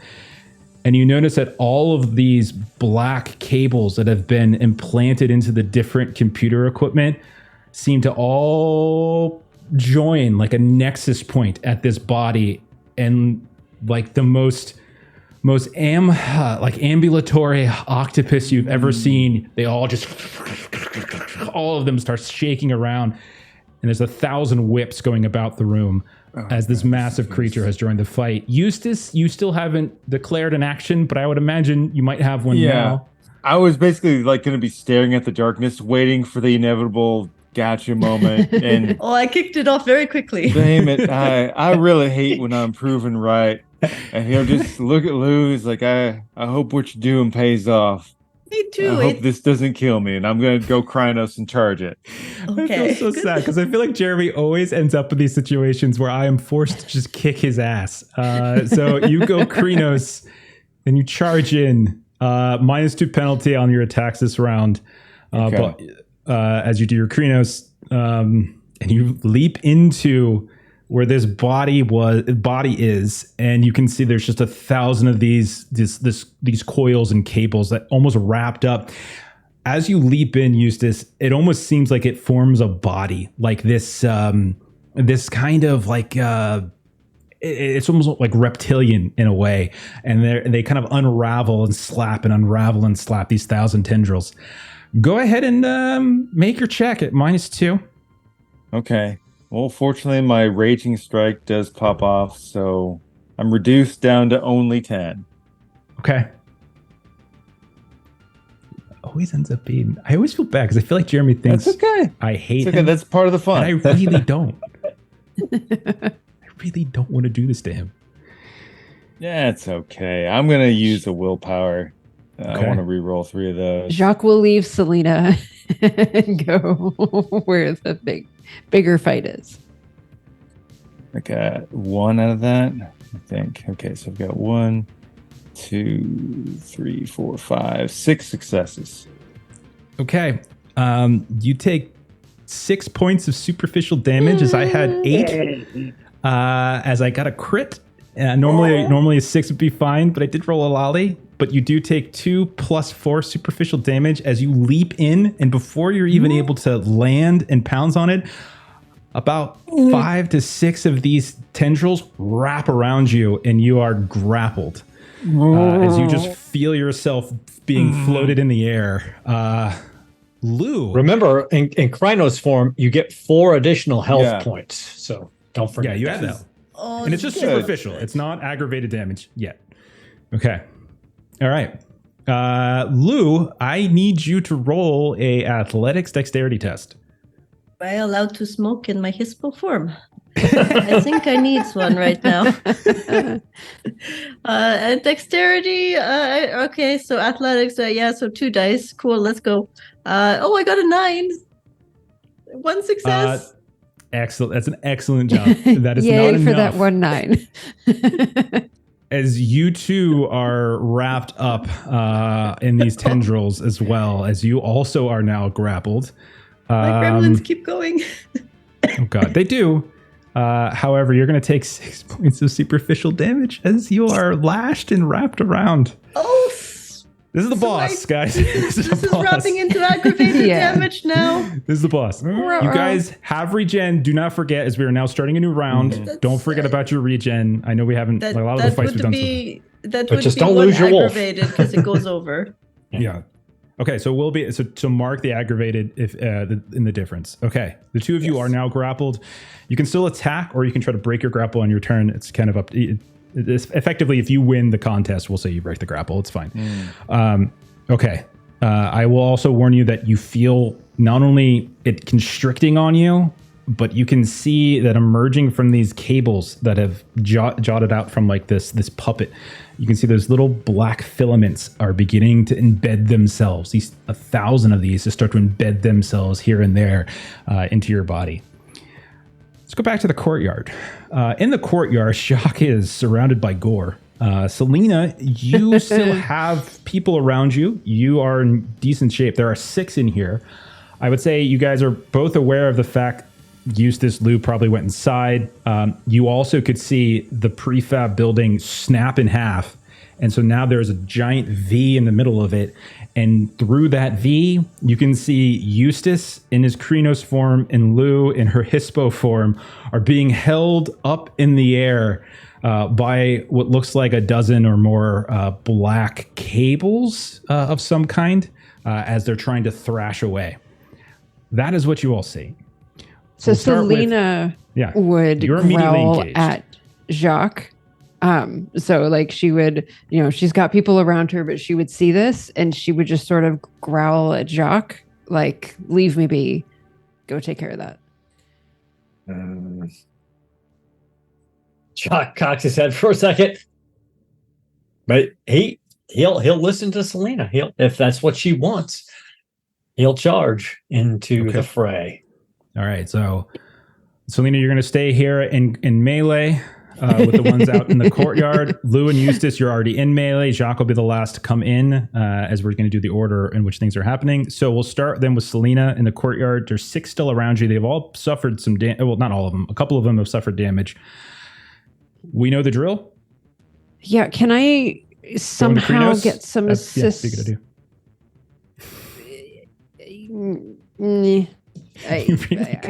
Why don't? Yeah, no, you're right. It's a weird- What you should I was go going with to, because it's 2 rage checks and I have 2 rage. So like if I do the 2 rage checks and lose, then You're worried you're going to does it- Melissa the dice. That's fair. Yes. That's fair. Can you play your can character Duke the way you want to play your character. help me? Oh Like, yeah, that's right. Duke is still here. Yes, absolutely. We can say Duke is Okay. helping. He's just kind of looking at you and staring and thinking. We could say he's trying to do a stare down. Maybe he's trying to stare down some of the diner patrons or Okay. something like that to slow them down. So yeah, that's fine. Okay. So I see the benefit of Kranos, but only having 2 rage. And the moon is not out for me to howl at it, right? The moon is out. It's just everything that, like, there's some sort of coat of darkness, but for mechanically speaking, you know the moon is up there. Just for some reason, there's like a darkness canopy overhead. Is that once but you know it's up there. Is that once a session or once a night? Is it like once a night? It's once a night. Once a night. Okay, I think I've done Okay. that last Okay. session. All right, back to a 6 dice pool for me to start with. Yep. Okay. Go for it. And so, how does the +1 aggravated bite work? Like, how does that get worked into this? You take your difference, that's your damage, and then you add +1 to the damage from your bite. Okay, so it's still the roll first. Yeah, still a roll. Because you still have to win the roll. The aggravated doesn't do anything unless you've won the roll. All right, I am going to continue to willpower these. I am going into some major aggravated willpower. And But don't forget regen. It's yeah, I passive. did. You just I have did. Okay. Yes, thank you. Okay, I am going to strategically do that. That did nothing. Shit, 2 successes. Oh God. Okay. You get lit up with one of these guys. So that's gonna be, you said 2, so it's 2 difference plus, what do they have? Like a +3. That's 5 superficial damage as they just light you up with a gun. You just feel the bullets pierce inside. 2 more of these guys are also shooting at you. Does that make it 4 because I've got +1 aggravated? No, that's just if you that's just your weapon. So you I have to succeed. And you add it to the difference. Like they have +3 superficial with their gun. You How have many did I +1 take? aggravated. 6. It's all superficial though. Yeah. That's it. That's it. You're down? Yeah. Okay. We'll fade from there then, as they're just gonna rip Selena apart right in front of Duke. Oh no. Imagine just Duke's watching the whole time. And he turns and leaves. It's like, all right, I'm gonna go my get the El gosh. Camino. All right, we've got Eustace and Lou. You got something, Jeremy? There's an ability I forgot to use. I'm supposed to do it as a reaction to getting hurt, but Oh, yeah. What you never got? used it before and I forgot. It's called Porcupine's Reprisal, Absolutely. where Okay. if something gets hurt, basically I kind of let the thing impale me, and just it's kind of the there's this weird. It looks almost like a hedgehog, basically like a little aura of one. And as it impales me, I'll basically make sure to gnash back at it. Okay. How much does it It take? takes a rage tech. It takes 2. Takes 2 points. Takes- Superficial. Yeah, 2 points superficial. It's not a lot, but it's just that little bit. That's 2 is not insignificant in this game. Yeah. These things don't have huge health. This one's got a decent amount, but even I 2 figured is still a pretty good. couple extra points here there might make a difference. Absolutely. Yeah, give it a. You got to do a rage check. You said. Yeah, I made the rage All check right. for it. Awesome. Okay. So it's actually your turn and Lou's turn, as you two are in melee already. Since Jacques is coming into melee, he'll go last in the round. But Lou and Eustace, you're going first. You can go whatever order you want. Both of you are caught up in this tendril as this thing is squeezing and constricting on you. What do you two want to do? I think my goal is to try and free up Lou as much as possible, and instead of trying to break free, part of that Porcupine's Reprisal is I'm actually just kind of pulling myself further in on the impaling cords, just to try and dig myself into the center of it and then just bite into its chest, hoping I'll become more of the focus. Absolutely. Roll your check. Roll your brawl, basically. Okay. Absolutely. Now I don't have a -2 anymore, right? Because I didn't do the... You do not. That's correct. Same for Perfect. you, Jacques. Okay. So go ahead and give that a roll. Let me roll for her crit. See if she gets a crit off this. She does not. Okay, I did get a crit. That's gonna be very helpful. 4, 5, 6, 7, 8. 8. Difficulty is And, 6, so I have a 6. So that's a I'm gonna spend difference a of 2. willpower to reroll 3 of those. Okay. Yeah. Go big or go home now. Boo, man, these Seriously, I wish those 2 1s could turn into To brutal. That would be. I would perfect roll timing. 2 1s on my check, but still, it's okay. Still 8 successes means you win the contest. We're going to say you rip free, manage to kind of like push apart, and you can feel the tearing of some of these cables, and you just kind of grab onto one and almost like a pirate holding on to a line, just get pulled in towards the body where you rake down it. So you're in Krenos, which means it's a +1, and you're using your bite. I would go with the ag bite. Yeah. Okay, so then that's going to be a total of 3. Okay. All right. Got it. All right. So you have broken free. You have leaped in. You have the body of this woman. You've raked through. Lou, you are also in melee. You see Eustace break free. What do you want to do? Well, I'm going to try to bite this thing, but I don't think I can escape. And also, I would like to rage check to get a health back. Oh, for your regeneration. Yeah. Regen. Okay. Yeah. Eustace, So- did you do that? I did not. I should. It's free, so go ahead and do it. You just have to roll your rage do it. check. I'm just going to do the quick rage check. I got a 10. That's fine. And now I will roll to bite, which I believe is just Brawling Brawl. and strength. brawling and strength. Yeah. So Plus 2 for essentially Hispo. 1 dice and then +2 for Hispo. Yes. Oh no, I don't. No, it's a Okay. 5, 4, 4. So 0 successes. No. Ouch. I healed Oh, 1 Lord. point. That's pretty good for me right now. You take 9 points of superficial damage as the God. tentacle, as you try to wrench free and bite at it, just tightens like it's that tying a might shoe, and kill you're me. at the center, and you can feel your body just as the bones begin to crack. You would hear Lou scream as I believe, because I had 10 superficial that I knocked down to 9, but 1 aggravated. If I'm taking another 9 points, I think that just kills me. Yeah, I mean, you're not dead, but you're out effectively. Like a werewolf, for a Yeah. werewolf to die, there's specific damages that have to be done. But you're, I am also. squish. You can, when you regen, aggravated damage. It's just, it just requires more rage checks. Yeah, I just did the 1 for the So you could superficial. potentially get back up, was what I'm saying. Like, it's not like Okay. you're dead or anything like that. Werewolves are very difficult to kill. But I'm very out. Okay, so Jacques, you come leaping in, pushing in your Krenos form. You see Eustace rip free and leap at this woman with 1,000 electrical cable tendrils thrashing all over the place. You see the light is just flickering, going crazy as these computers are doing whatever the hell they're doing. You see Lou just go crunch, and she just goes limp within the tendrils that are holding her up, and she's still kind of being hung there limply, like a wet piece of cloth. What do you want to do, Jacques? Jacques back up to his full 12 dice, so he's diving right into the heart of this woman. He wants Go to for it. see what her heart tastes like. Okay, goddamn, that's a crit. I got a crit too. Nice. And 2 8s, and an 8, and a 7, and a 9, and a 7, and a 7. And I will spend a superficial willpower to re-roll the 3 dice that did not succeed. And get 2 more successes out of that. So, okay. 4, 5, 6, 7, 8, 9, 10, 11, 12, 13. Okay, that is definitely more than her. So that is, hang on, that is 7 more than her.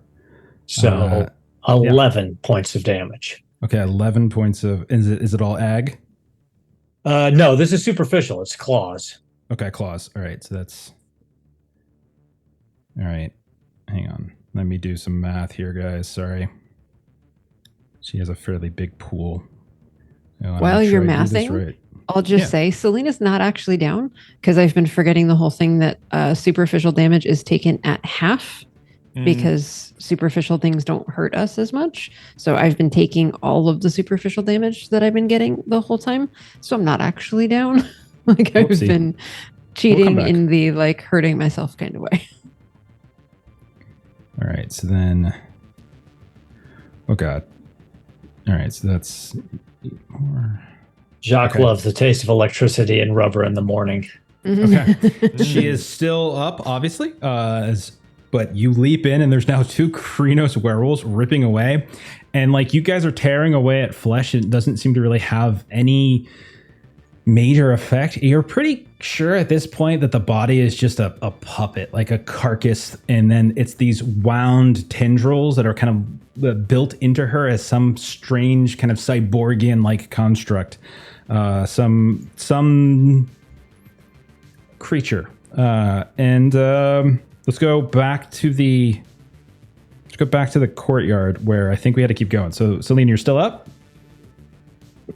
Yeah, so I unfortunately, without listening back through, I can't necessarily figure out where I got the damage from. Like, I know I took damage, but I'm not sure like how many chunks there were to divide them in half. But I know I'm not dead. Okay. I don't know. Take 3-4 damage off. Okay. Yeah, it's fine. And then we'll keep going as like they're gonna. I mean, like there's still 5 more that were ready to attack you though. So. Oh yeah. You could be dead like in a I'm second. Or down, exactly, but maybe I'll get a little further. No, you might be able to. A couple of them got injured, and you never know. So go ahead and give it a roll. So I'll remove a die. Roll the next. Cool. That is. I'm gonna. I'm gonna down myself with willpower trying to reroll all this stuff. 1, 2, 3. Reroll those. That's 4 successes. Okay, 4 successes against this one is not enough, as they would have had. I'm sorry, that's not true. That is exactly enough. I'm sorry. So that's a tie. So push. Go ahead, keep rolling. I've already rolled all mine, so I'm ready to go. So second one starts firing away at you.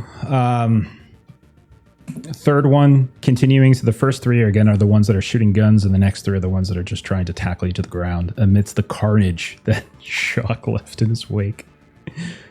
Oh goodness. All right, I am just I'm spending all of my willpower to just keep rerolling things. Okay. That's 3 successes. 3 successes is not going to be enough for this one, unfortunately. As this time you will take 4 points of superficial damage as the gun does go off, and you do feel the pressure of the bullets in your side once more as they lighting you up. You still up? Yeah, I can take 3 more. Okay, let's keep going. Got 3 more attacks.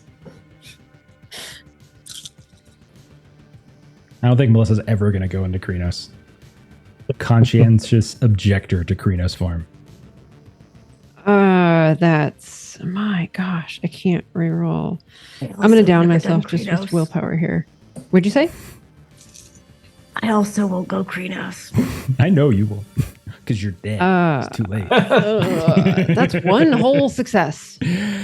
Okay, so this one's going to do 5. Well, I'm sorry. Like, you said 1. I'm not rolling 3, bad minus enough 1, to get the critical fails. 2 points. Like, I'm so mad. I'm rolling like right in the middle. 2 more points of superficial damage as one now is basically has you in a headlock and is biting, is trying to rip your ear off with its teeth. Okay. Next Rolling one. 2 dice. 1 success.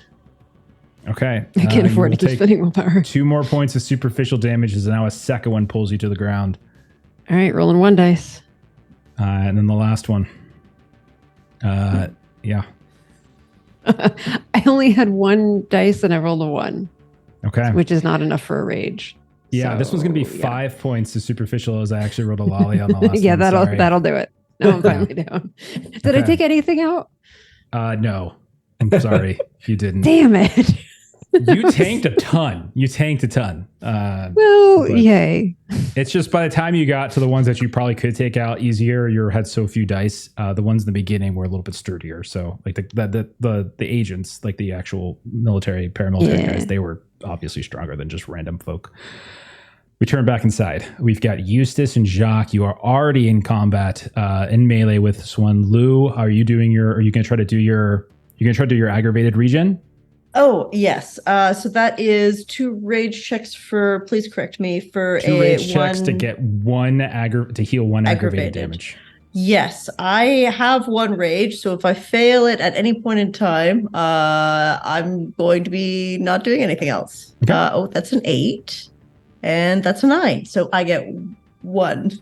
Okay. So you do stir back again. You're still kind of wrapped up in the tendrils, but you are effectively awake, and all three of you are in combat, in melee, effectively with this creature that is taking up most of the room. Lights flickering, etc. We all just ripping it. We all just going.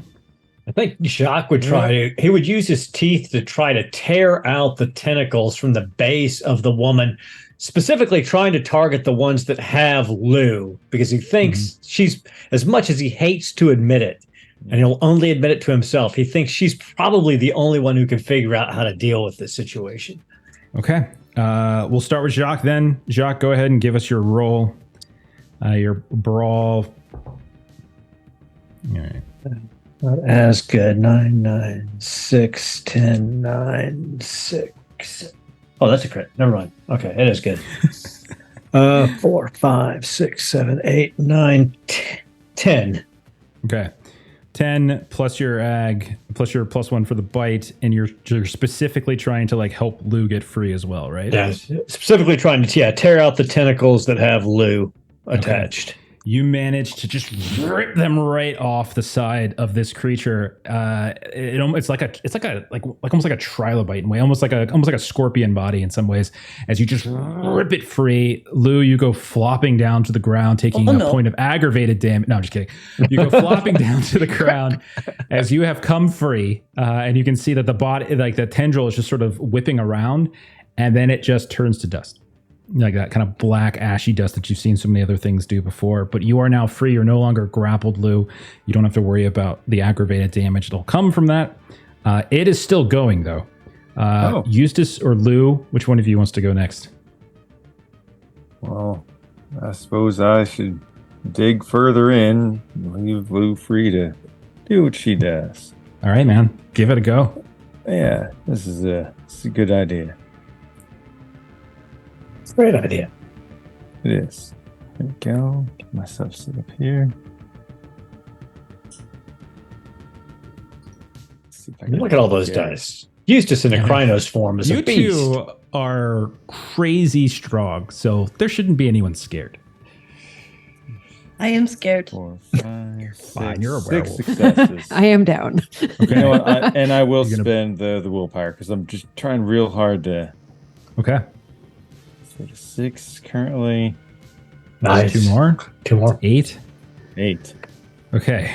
So 8 versus my 5. So it's 3. Were you doing ag bite? Mm-hmm. Okay. So that's 3 plus 1 ag bite. That is actually not enough. As you bite into it, if I would have put a number on how much health this had left, I would just put like a 1 on it. But you still have Lou to go. As this creature is starting to unravel. You can see the various cables and tethers begin to unravel a bit. You can see that the body of this woman in kind of puppet form hasn't really changed. Eyes are kind of flickering, growing dimmer here and there. As you can tell, it's weakening and weakening. All around you, Lou, you can see the computers are one by one just getting shut off. Your gremlins finally coming to effect. Each one of them shutting it down. The room's getting darker and darker. For a moment, you even look up. That dark kind of shade that's been covering the sky flickers a bit. You can actually see starlight and moonlight coming down. Lou, what would you like to do? Lou is going to kind of, as they are on the ground now, run around to the back of this creature, if there is such a thing. Trying to see, like, is there some cable that they can pull out of the main section? Is there? Absolutely. Yeah. We're going to treat this as a contested roll. It's still going to be an attack, but I'm going to say instead of trying to roll brawl, you're going to roll tech. You can make a tech roll basically as an attack versus as you're trying to figure out the right way to sort of unravel this. So I'm still going to roll as if you were attacking her. Okay. So we'll say tech wits. Sounds good. Tech wits. Or tech dex if that's better. Nope. No, it's not. Okay. I like tech wits. It's great. Okay. Is it great enough, though? All I will tell you, Lou, that you need 5 successes to kill her. finish Then this I'm off. going to use my last willpower to re-roll 3 of my dice. That is, there we go. So I 1, 2, 3, 4, 5 successes. 5 is exactly enough. Lou, Eustace, and Jacques are ripping her to shreds. You can see the body is falling apart. The various cables are starting to unravel and turn to ash on the ground.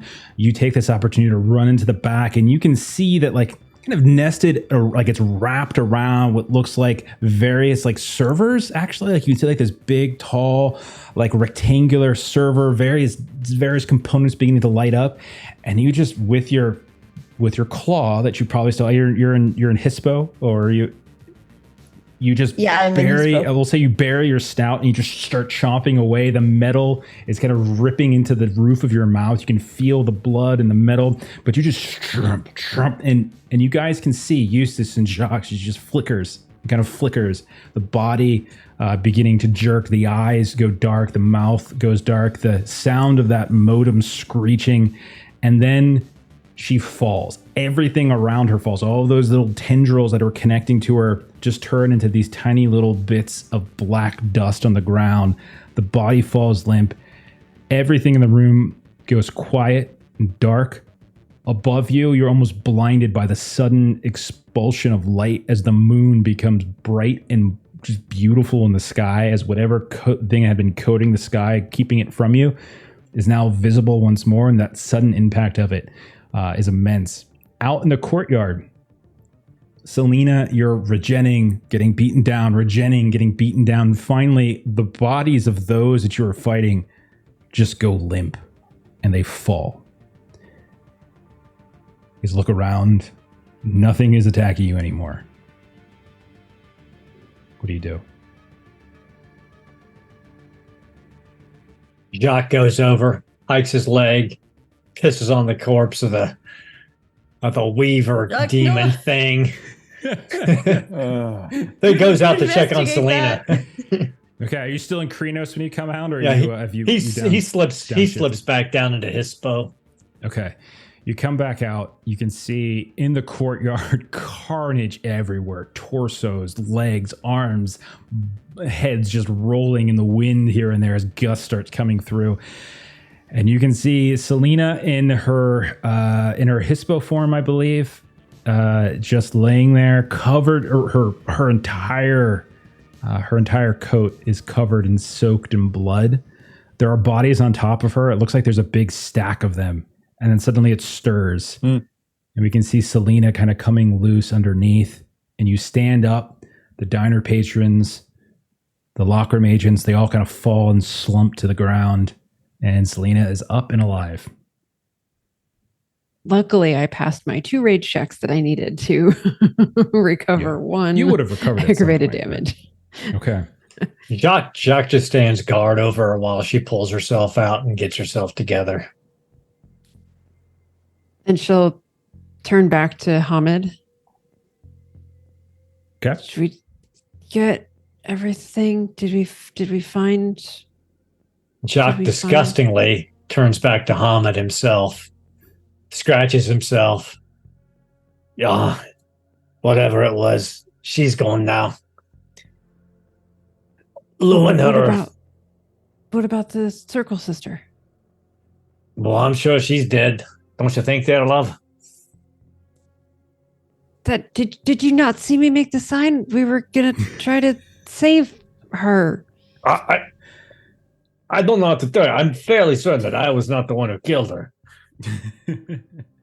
In fairness, it was kind of a big thing going on in there, and yeah, he handled himself well. Clearly, the pile of bodies. We still need to investigate the bodies to see if Circle Sister is here or not. Yes. Jacques is just looking for gasoline that he can start pouring on everything to light it on fire. We need to be quick. The vehicle garage has plenty of gas, no problem. You head over there. Jacques, wait, let me investigate the computer room first. We need to papers and evidence and things we might want to pull before it No, burns. wait. He gives you the thumbs up as he starts pouring the gasoline out. Lou, you're able, we'll say, so just to kind of wrap it up as Jacques goes, Eustace, was there anything in particular that Eustace would have done in the aftermath of the fight here? I mean, I do agree with making sure that Lou and Selena have time to investigate, but I was actually on board with the let's pour some gasoline and get ready to burn this place down. Okay. After some investigative time has passed. Okay. So we'll say Give me all the papers before you pour gas on something. we'll sort of montage this together. Eustace pulling out various binders and paperwork that he can find. Lou, you getting some of the server, whatever you can salvage at the tech, the hard drives, etc., coming out. Selena, you're going around and checking bodies. What you notice is that anybody who wasn't ripped apart by you guys, they are biologically alive. Like you get a heartbeat, you see breathing. They are not conscious. They are catatonic. You pull the eyelids back. It's all kind of fuzzy. You guys did in the courtyard itself. You killed 3 of the diner patrons. You look at those bodies. You find the different parts. None of them were Terra. The ones that you killed out by the hikers, the 6 out there, none of them were Terra. You do find as you start going through the bodies left over inside the horse trailer. And you do notice that there's a necklace on one of the burnt corpses that you recognize as Terra having worn from time to time when you saw her inside of the shop. Damn. There are a handful of those locker agents that are in the same state. Again, no one's conscious, no one's talking. You don't know what the effects are. Like you have no idea what the after effects are going to be. You do feel the rumbling of the earth more, though. That continues to happen, and it continues to happen, and you start seeing fissures opening up, and like it's swallowing in some of these actual prefabs. But you collect as much info as you can possibly get. What do you do with the bodies? What do you do with the bodies of the people who are alive? Well, there's a vehicle, no? Somewhere in the vehicle bay. There are. Yeah, there are. You can see that there are Humvees. There are 2 Humvees parked in here and a couple of ATVs. You see Jacques stop. He has his hands on the other on this one guy's head. He's getting ready to snap his neck. He looks like, if they're corrupted, we're going to have to track them down and kill them again. It's stopped. We'll figure it out. I'll go get a car. This is why the Green Mother dies. Her Garu children are too weak to call the humans. Selena will just growl another time. Not the right option. You're never going to win like that. That is not how you win. That's not how you protect the Green Mother. It is also not by embracing the Weaver, but I see we do that anyway as well. But you do what you do. You do what you do, and he'll turn into a lupus form, and he goes out to range outside of the compound just to make sure nobody's coming around. Absolutely. It's nearing dawn. Actually, you guys have been out here so long. You can see the sun coming up off to the east. It's not fully up yet, but the light of day is certainly coming. So I guess I'll just a couple questions. Like, do we burn it all down? Do we burn the bodies of those who were killed? What do we do with the bodies of those who are technically biologically alive? We're taking the still alive ones over Jacques' protestations in the Humvee that I magically find the keys in the visor, of course. Yeah. So we'll say that the last thing we see as we kind of close down this arc is we see you guys in a Humvee. Maybe there's 2 of them, so we'll say a convoy of them. Perhaps some of the bodies of both the locker room people in the diner, surviving diner people, in the back, kind of wrapped up. However, you can do with them as you please, but you're carrying them with you. You have a sack filled with papers and binders and hard drives, whatever the hell these people were doing. You set the compound on fire as you go. So as they're driving away, we see the compound just in blazes. And anybody who kind of looks back as you're kind of moving down that path, you look back, you just see the land around it that had been corrupted, that you can see the cacti eating themselves out from, like they're just withering away. You can see the various animals and stuff. All of that almost instantly begins to sort of flourish. In the blaze, we'll say Lou, frequently able to use your penumbral sense, Selena able to sort of transport Eustace as an umbral traveler.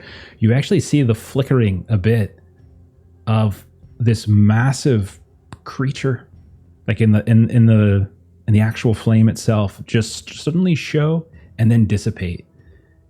And all of you would get the sense that maybe buried somewhere beneath there was a cairn spirit of some kind, maybe an old ruin. Something had been tapped into. Maybe something had just been set free, whether you realized it or not. And that's we'll go ahead and stop, and we'll call this arc done. And we'll pick up next week with a new arc, hopefully with Evan back, and we'll go from there. Okay. Whew. Thanks for hanging out for a little while longer there. Thank you for all the raids, too. We got a bunch of raids tonight. Sorry if I didn't shout them all out, but I really do appreciate it. Okay. All right. Oh, no. Australius, by the way, Jacques is not in one of those Humvees. He's running back as a wolf because that is how he rolls. Absolutely. That is how. If he can't sit in the back of the El Camino. That's right. If his head's not out the window of an El Camino, he's not in that vehicle. Damn right. Okay, cool. So we'll go ahead and do some closing plugs. We'll get on out of here. We'll do our XP questions as well. So let's start with Aaron. Aaron, you're on Garblag. What you been doing lately? So check us out next week on Tuesday at 4 p.m. Pacific or Eastern Standard Time. You can find Millie in the GMC as she's continuing her long-running Coriolis campaign. It's a lot of fun. Then if you come back on Wednesday at the same time, 4 p.m. Eastern Standard Time, you will see me in the GM seat as we are continuing our Marvel multiverse prelude to the Cataclysm of Kang, as our heroes are still in 1943 fighting the Battle Axis and having a good time with it. And then on Thursday, Mr. Garblag himself, Pete, will be continuing his run of his own game, Heroic Deeds, and running through the classic D&D adventure, The Red Hand of Doom. Fantastic. I caught a little bit of that today, actually, when I was avoiding so much fun. Work I was supposed to do. Jeremy, you got a Patreon you want to talk about? Yeah, you're on Reese on Patreon. You've got some comics, maps, tokens, other fun stuff. Check it out. Perfect. As for us here on the Lollygaggers, next up is tomorrow night. We are back to Delta Green. We are continuing the campaign that we started a couple months back. Things are dicey. Let's just put it that way. As we're nearing the end of that arc, boy, did things get complicated due to a certain person named Steven touching something they shouldn't have. Why is he still alive? It's just because we missed our last session. Otherwise, he'd probably be dead.